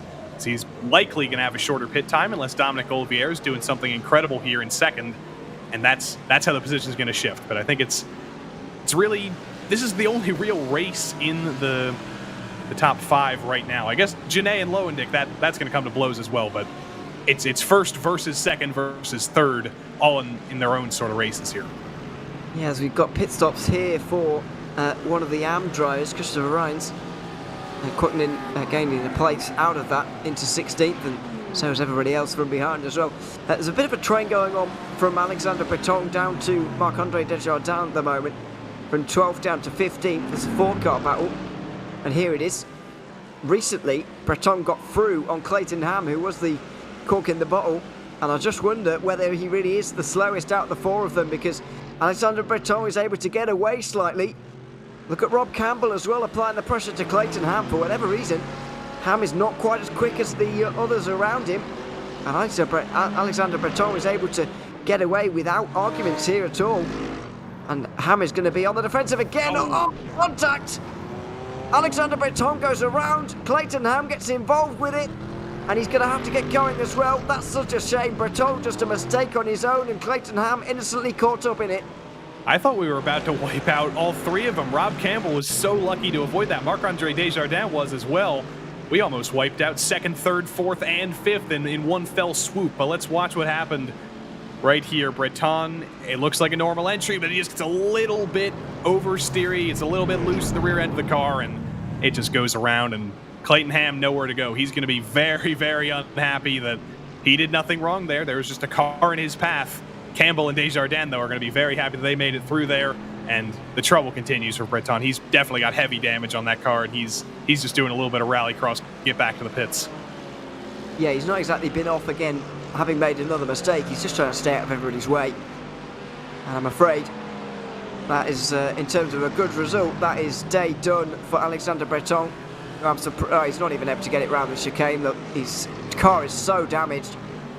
He's going to be in the pit lane for a good while. He's gotten over halfway, so we'll get points, but that's little consolation at this stage. Oh dear, he nearly didn't get it in the pit lane there as well. Here he is. And that might be day over for the ASR Esports driver. As we go back to another one of those. Arnaud Genet fighting off Ted Lowendick at this stage, and the worry for both of them here is that lime green Mercedes just in the background, because Andrew Waring is bearing down on the both of them, and I have a feeling has got more pace than the both of them as well, really. I think he's wearing both of them down in preparation to be warring with both of them. And Ted Lowendick is also trying to save fuel behind, but that's not important. I think the pun was more important. I don't think Ted Lowendick's name can really be punned either, to be honest. Well, at least not cleanly. No, yeah, that's very true. Not really. No. So just 15 minutes to go. The battle for fourth still raging at this stage. Although raging is maybe overselling it at this point, because it is just a bit of follow the leader, at least until we get to the pit stop phase. Lowendick once again in a similar situation to what we see with Trapani up the road. Difficult to come in early and make a difference when you're going to come out in traffic anyway. Fortunately now, a few more of those drivers behind are obviously making pit stops and falling a bit further behind, so it becomes a bit more viable with every lap. However, it's still not a glaring opportunity. Now though, Ted Lowendick might have the opportunity to make a move on the road.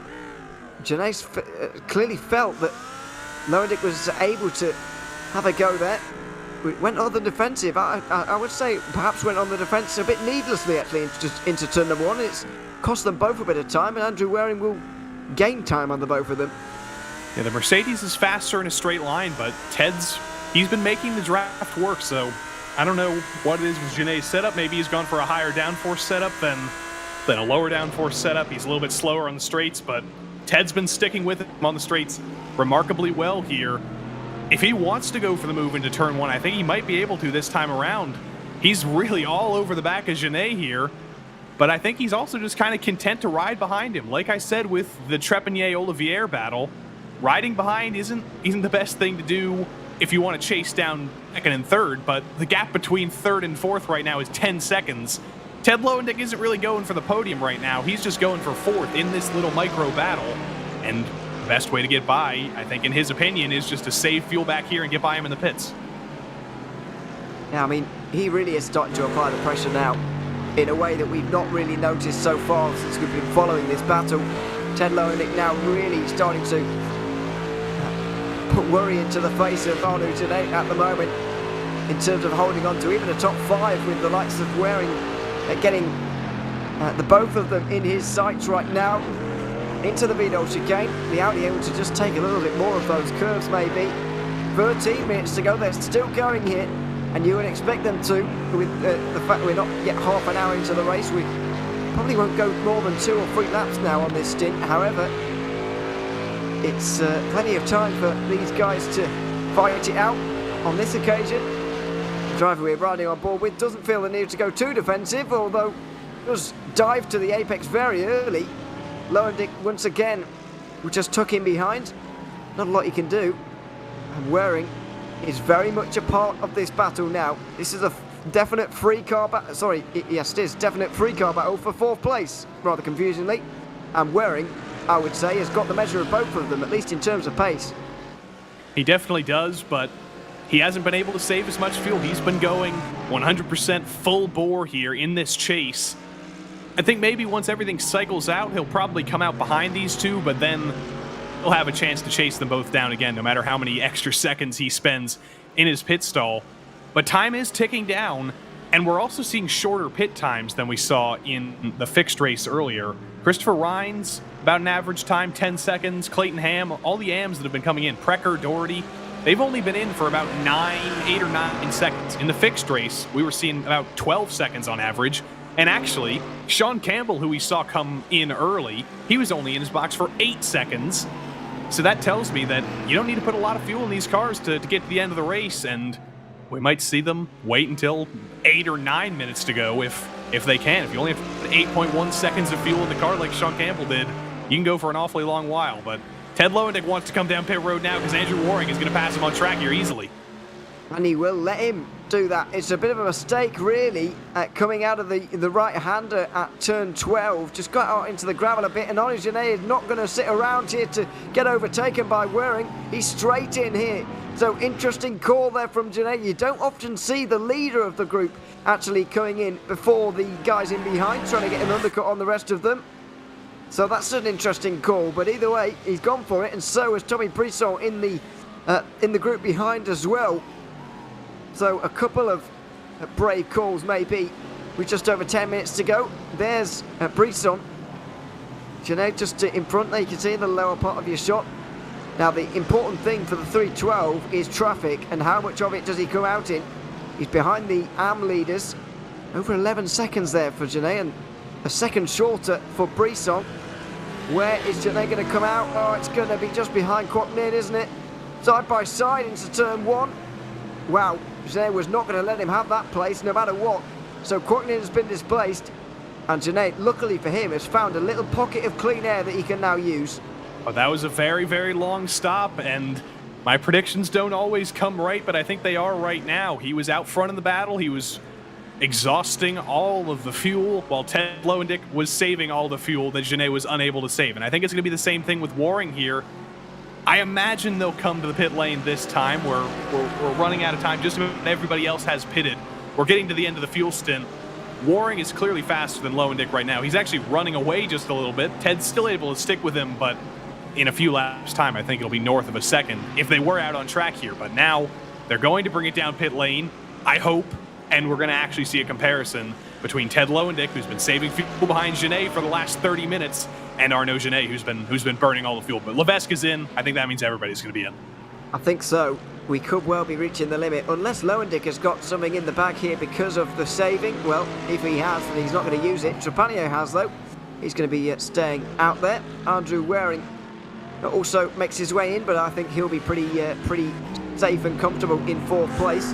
Though you never know with Lowendick and his fuel saving. There is the view of the pit lane, and almost before a lot of them have gotten in, Guillaume Levesque is on his way out again, and he's on his way surely to an 8th victory of the GT3 Sprint Series season.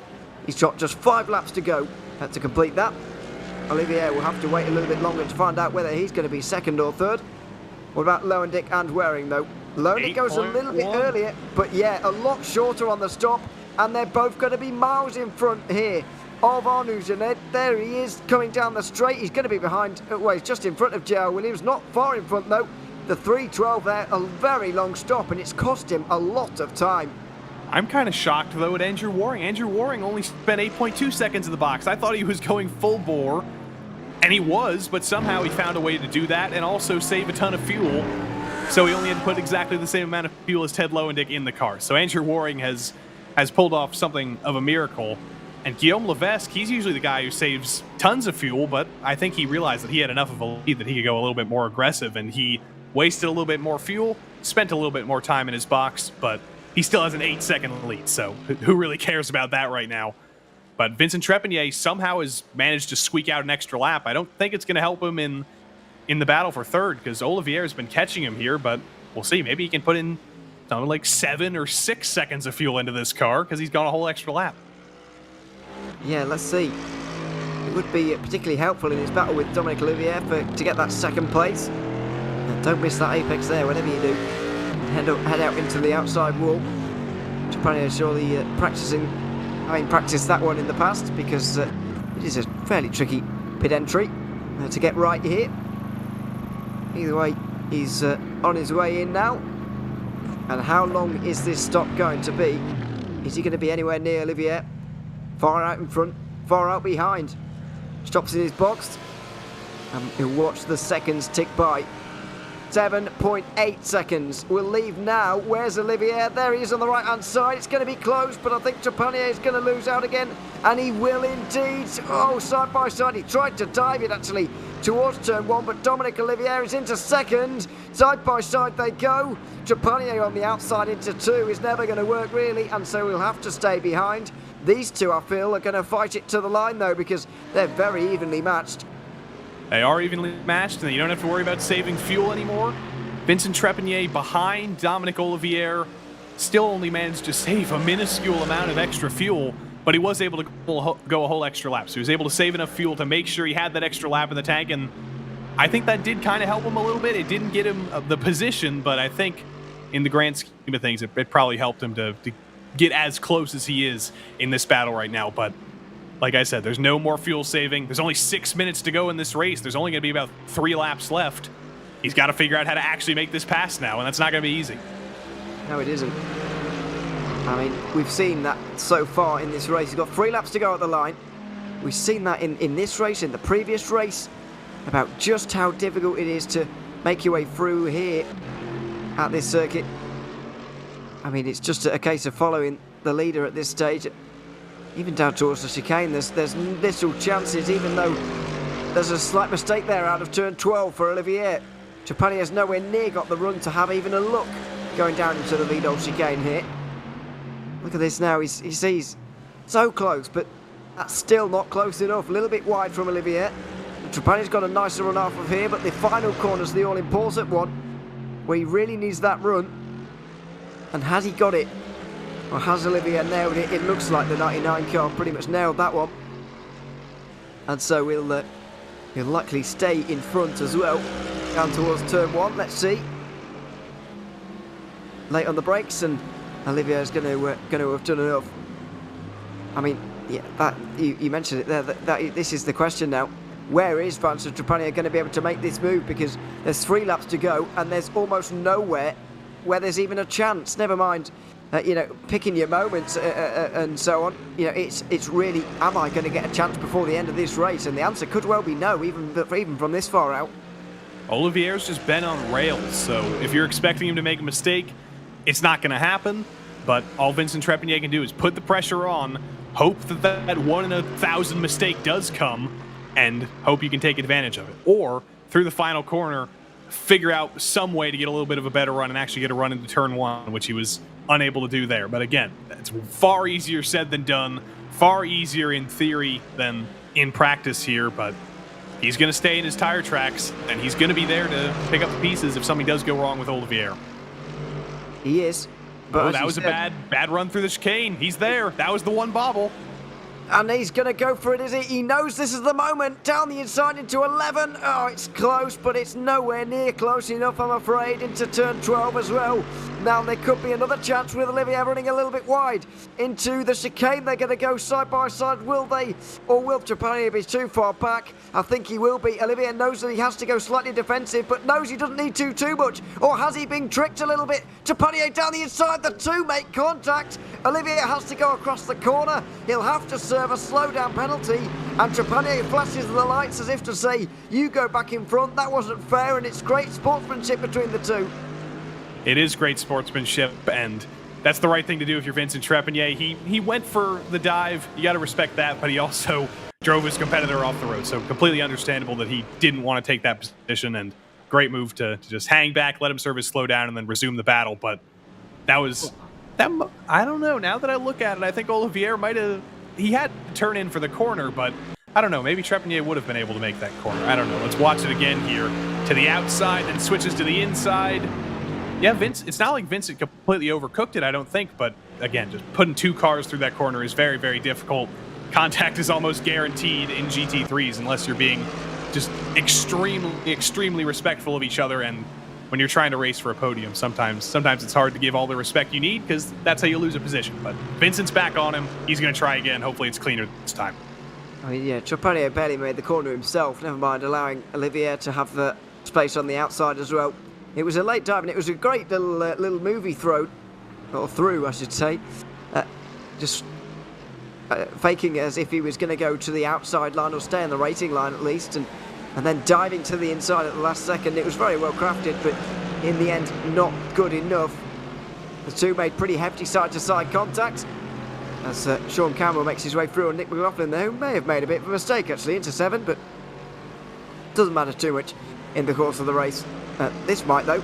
The spin for Miguel Angel Fonseca. A couple of podiums so far to start off his season, but I'm afraid it's not ended with any podiums, I'm afraid. He was involved in a bit of a battle in the AM category, trying to hang that Audi very wide outside, and I think there might have even been a bit of contact there, but even if there wasn't, he might have been going around anyway. And Miguel's in the fight for the top 5 in the championship here. Caleb Lehman is still on track. He might jump him. Actually, no, he's only one spot ahead, so he would need 3 spots. So never mind, you're still safe, Miguel. Ignore me.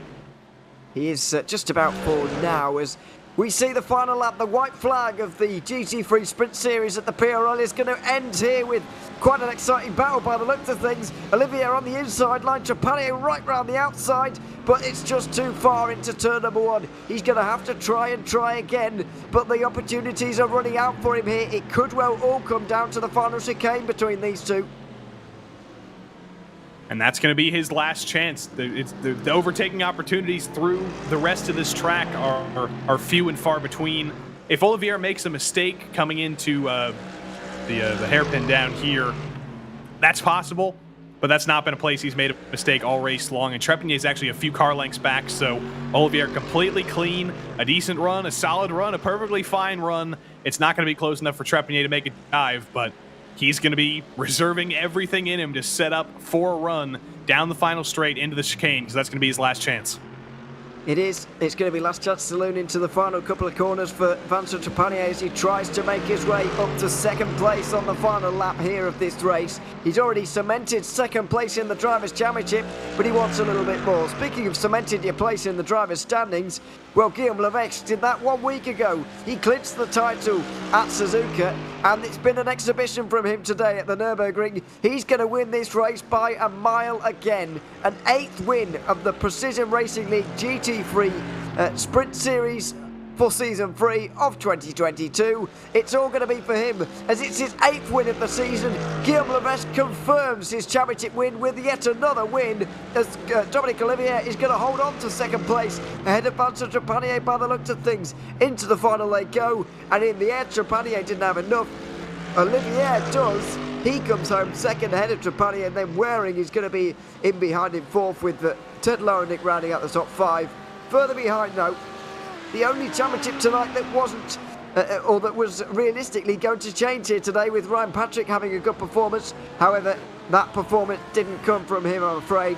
Nick McLaughlin now finally will seal this AM Championship.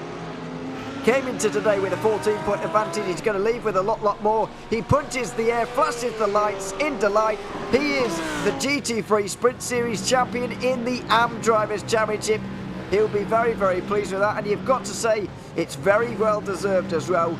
This is his 6th win of the season. It is very well deserved, and exactly what Ryan Patrick needed to happen to Nick McLaughlin happened to himself. Patrick got into trouble. He finished deep into the 20s, and McLaughlin is almost going to double his championship total at the end of the year. But Guillaume Levesque, the deserved donuts. I'm surprised he has enough fuel left in the car to do those, but he's got a little bit of an ASR crowd watching him as well. Feels like we're doing Sunday night NASCAR now, but he's finally blown his engine there, and he's out now, or he's run out of fuel. But I think the engine blew for Guillaume Levesque. But it doesn't matter now. He can celebrate a victory officially as the final few drivers battle their way over the line. It always does seem like one of the cars doesn't have an entire front end as it comes over the line. I think this, no, this is not Ryan Patrick, one of his teammates. I'm afraid it's not a good day for them. Came into today, I believe, with the team's championship lead. Excuse me, they were only 21 points off, but they certainly wouldn't have won here today, I'm afraid. And I think in the end, the Lunatic Martin Sports Racing team did hold on, actually. Although I couldn't tell you for sure. It's all a bit of a mess down at turn 1 at the end of the race, it has to be said. But the drivers just letting their head down a little bit after this one, really. Just relaxing and doing the donuts on the end of this season. The GT3 Sprint Series at the Precision Racing League for Season 3 in 2022 comes to an end. And it's Guillaume Levesque who's won. Olivier held off Trepanier to the line for second. Andrew Waring fought his way through to fourth, with Ted Lowendick's first top 5 of the season there as well. Arnaud Jeanette there in 6th place, ahead of J.R. Williams, who held off Andrew Harmon and Tommy Brisson towards the end. Sean Campbell came from the back to get a top 10. Nick McLaughlin not quite able to get inside that top 10, but he does get the AM victory. Mark McDonald 12th ahead of Rob Campbell. Marc-Andre Desjardins from pole to 3rd today. Quacknin and Christopher Reams round out the top 5 in AM, with Clayton Ham, the first YS Motorsports black car, probably not team champions, unfortunately. Caleb Lamb on 18th ahead of Miguel Angel Fonseca and David Morse running up the top 20. I think David Morse was that car who came across the line with absolutely no front end, but I couldn't be sure. Matt Hilton 21st ahead of Corey Precker. David Bush with those spins finished 23rd ahead of Alex Wright. Phil Amaro rounds out the top 25 with Colin McKenzie and James Doherty, the final driver on the lead lap. Michelin Green finished 1 lap down and won't get into that top 3 in the standings, I don't think. Ryan Patrick, I'm afraid, doesn't get that all important AM Championship with a lowly result for him. Alexander Breton 30th at the end of that race. Sean Mulholland was there as well, with Diego Morales not scoring points. Neither with Tyler Scorelli, Brett Furman, Cameron Norris, Ozzy Milwain, Luke Davis or Nicholas Calander from that race. Well, that is it for the broadcast here at the Nürburgring. Couple of interviews, though, to go through before we go and bid our farewells for tonight. We will bring in the overall race winner in first, Guillaume Levesque, joining us once again. Guillaume, welcome to the broadcast booth once again. It's the 8th win you've had this season. Just to talk to us on how pleased you must be after this season now, after what a successful season it has been for you now that it's all over. Yeah, that was a pretty good season, almost perfect, I would say. Yeah, tonight, especially a good pace. We lost, sadly, Diego quickly. I think he would have been really quick tonight. But yeah, it was like perfect drive for me tonight. So yeah, I'm really happy about all those results. Absolutely, and I mean, you weren't challenged too much by those in behind, either tonight or indeed throughout the season. What does the future hold for you, though? First, in regards to the PRL and generally as well, are you going to be returning to this championship next season? I don't think so for the next season. I have to focus on Neo. We are gonna try to pre-queue for that, so the focus will be on that, and then I'll focus on some officials and special events. So I will take a season half of PRL. I probably return after. Yeah. Well, we look forward to seeing you back, and we wish you luck with whatever you get up to for the rest of 2022, Guillaume. But congratulations on another win here tonight, and a great season, of course. And thanks very much for coming to have a chat with us. Thank you. Can I say some thanks? Of course. Like, first of all, thanks to you guys. The broadcast at RaceSpot is really, really on point. Thanks to you, all the guys doing it and involved with that. And just a little thanks to our main sponsor, Advanced Sim Racing and Able Esport. And thanks to our teammates this season at Advanced Sim Racing Esport and my teammates of the team ASR X Able. Thank you. Thanks very much. Guillaume Levesque, victorious here today at the Nürburgring and indeed through Season 3 of 2022 as well. Let's also go through the pro podium first before we do anything else. We'll get Nick McLaughlin in a few moments' time. But first, Dominic Olivier as well from the podium here in the pro category. Dominic, good to have you here as well. Towards the end of that one, your battle with Vincent Trepanier, I've got to say, was very entertaining indeed. It looked like it was very hard for him to get through, but you obviously had a lot to do in defence. Just what was that battle like? It was great. It was a great battle. I was trying to, I could not match the pace of Levesque, and it was quite deflating, to be honest. But once I realized that I couldn't match that pace, I just decided to try to save some fuel and try a different strategy to hold Vincent off, because I knew he had really good pace as well. And I thought I was managing the field really well, so I was surprised when he did the extra lap. And when he did, I knew that it was game on, so I really had to push.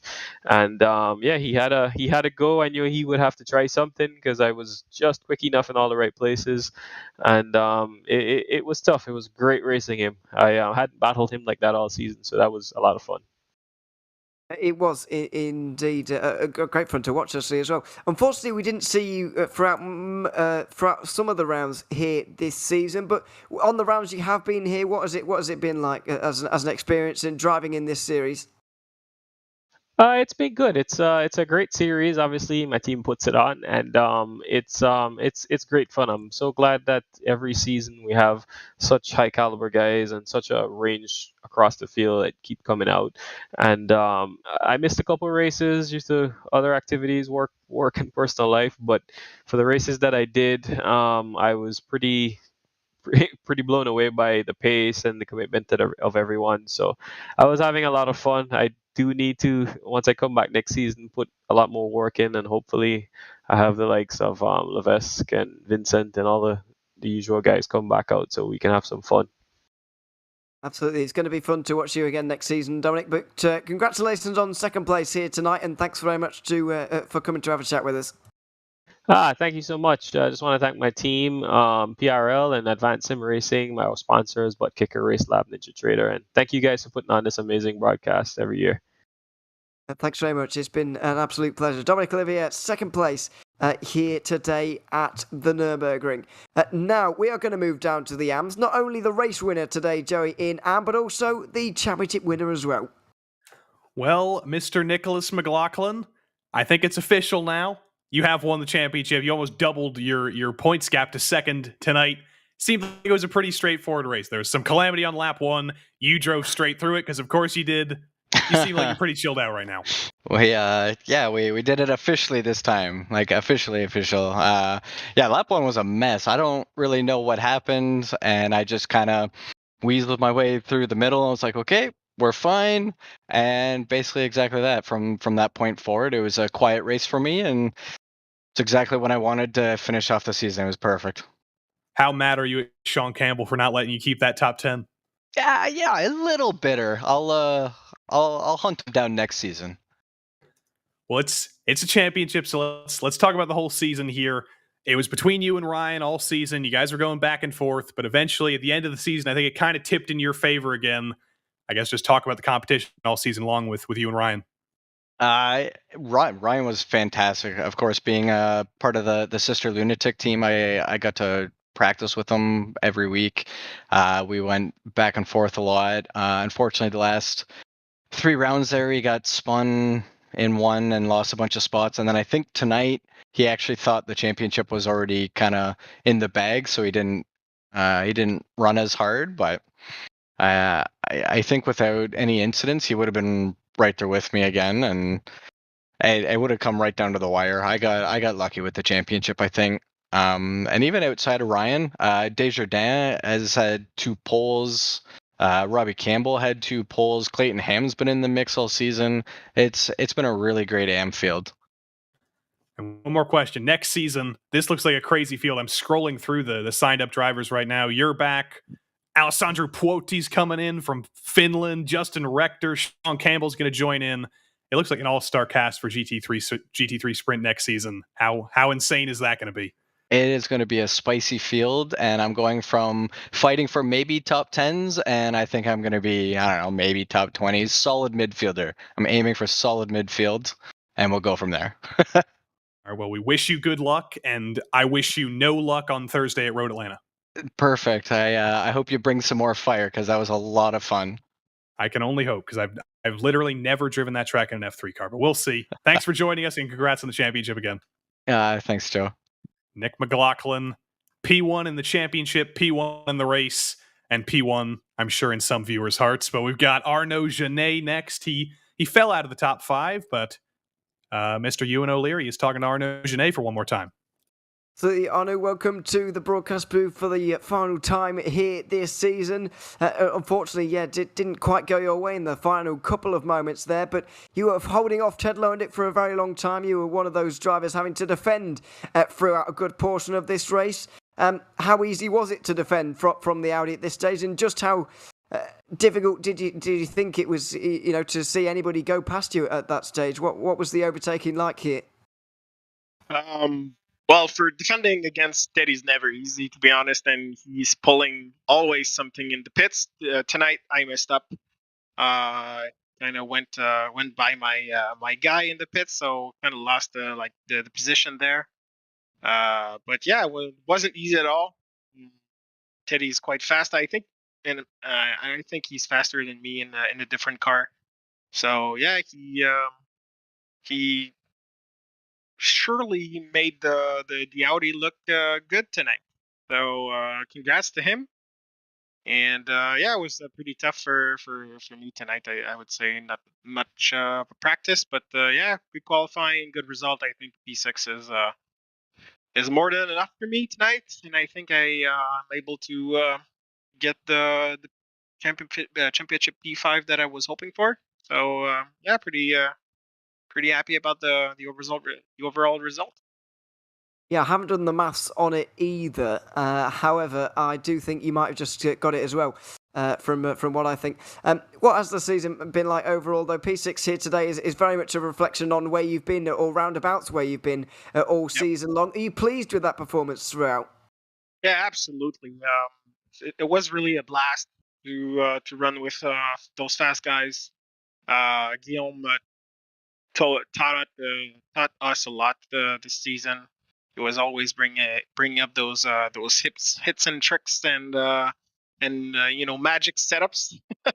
We're gonna miss him next season, but it was lots of fun, good races, and looking forward for season 4.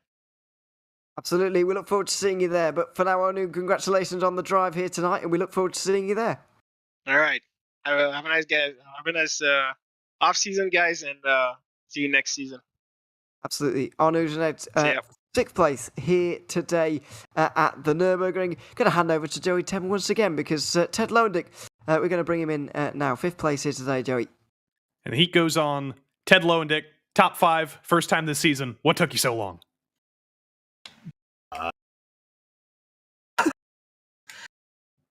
I think we have audio issues again this week. Are you here? Are you here, Ted? There we go. Now there we go. They pulled me into the waiting interview. We were chatting, and it turned it to push to talk. Also, I was just running a little bit, so we're good. But no, P5. It was sweaty. Arnaud put up a really good fight. I'm happy to be the highest finishing non-Mercedes, so we're good. Yeah, an accomplishment in of itself. In the Mercedes Challenge, you got a top 5 in an Audi. Yeah, it's been a struggle all year because I feel like my pace isn't this terrible, but the Merc is so good that I mean, there's a reason why probably 80% of the field was driving the Mercedes this season. So why are there no German specialties on the right side of your screen right now? I was very disappointed when we pulled up your Zoom. There's no. Oh, there we go. I was thinking that Lowendick might be a German last name in and of itself, but I think it's Dutch. Well, so I think it's German because my grandfather is 100% German.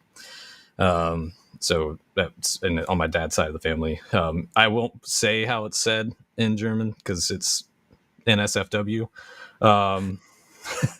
So we'll just let your imagination run wild there. But yeah, no, it was a good night. It was a good season. Can't wait for next year. Field's looking really good. It's always fun. So I think I think the Dutch biologist that invented the microscope was named Leeuwenhoek. So I think to take that into consideration, figure out how to pronounce Ted's last name. But last interview of the season, we're going to leave for a couple of weeks and we'll be back for the insane GT3 sprint season. Say whatever the last thing you have to say is. Congrats on your first win last Thursday. Oh, thank you. Now shut up. Get out of here. Ted Lowendick, P5 for the first time this season, but I'm sure not for the last time. He'll be competing for more next season in the craziness. But one more interview. Corey Precker, you survived to the end of the race. Seemed like it was in a little bit of trouble. I think you were caught up in one of those pileups, but talk us through your race tonight.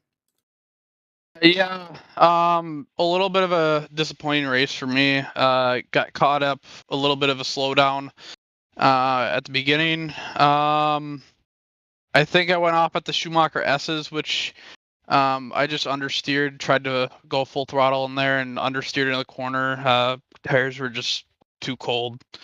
And then the second one was at the chicane. I think there was a caution flag out and tried going too wide at the chicane with a caution car stopped on track, and it ended up forcing me off the track at the chicane. But and I got another like 2.3 second slowdown, which put me to the back of the field again. But overall, yeah, I did the most I could with the race. Disappointed about the not being able to win the team's championship tonight. Congratulations to Nick McLaughlin and Lunatic on the team's championship. And yeah, I'll get refreshed and ready for next season. Ready for next season, you'll have to be. We've been talking about it with everybody. Just the list of names that are signed up. I listed just a few of the new names, but you'll be back. McLaughlin will be back. Ted Lowendick will be back. Danik Van Daly will move into the sprint series. It's going to be crazy. Where do you think you're going to stack up? I really hopefully I can get some podiums, at least top 10 again for this season. Hopefully I can be in the top 5 this next season. So I'm hoping they get never mind. But yeah, I just hope we can top 5 in AM. It would be a good choice. All right, well, congrats on a solid season this season, and we will, I think, see you on Sunday first, but we'll also see you next season for more GT3s. Sounds good. Corey Precker finishes the season off strong tonight. I'm sure he would have wanted to be in the top 10, Ewan, but that's everybody. The interview party's over again, and just before I leave you, I just want to read through more of these names that are signed up for next season. It's a lot of familiar people that you know from this series, but David Van Roy, who's been great in the MX-5s, he's going to do some GT3s. Turner Schroll and Ryan Pucktel, who've been fighting with me in the F3s, they're going to join the fray, and then the list goes on. Go to precisionracingelite.com and look through the list of drivers that are signed up for the GT3 Sprint Series next season, and that is just going to be an all-star cast of drivers if there's ever been one. It is going to be a lot of fun indeed when we get going for Season 4 again in just a few weeks' time, so make sure you look out for that. And indeed, there's still a chance to get signed up yourself as well, of course. But for now, we're going to leave it at there. Season 3 of 2022 is over. Danik Van Daly, Guillaume Levesque and Nick McLaughlin have been crowned your free champions. And in the end, it wasn't really close. Are we going to see more of a fight next season? Are we going to see less dominance? Well, come back and find out in a few weeks, of course. Still plenty of PRL racing coming up here on RaceSpotTV, so make sure you stick around for that. But for now, from the GT3 Fixed and Sprint Series, it's time to say our goodbyes. My name's Ewan O'Leary, Joey Tevin has been alongside me, Connery Maddock has been behind the cameras here tonight, and from all of us here at the Nürburgring, it's goodbye for now.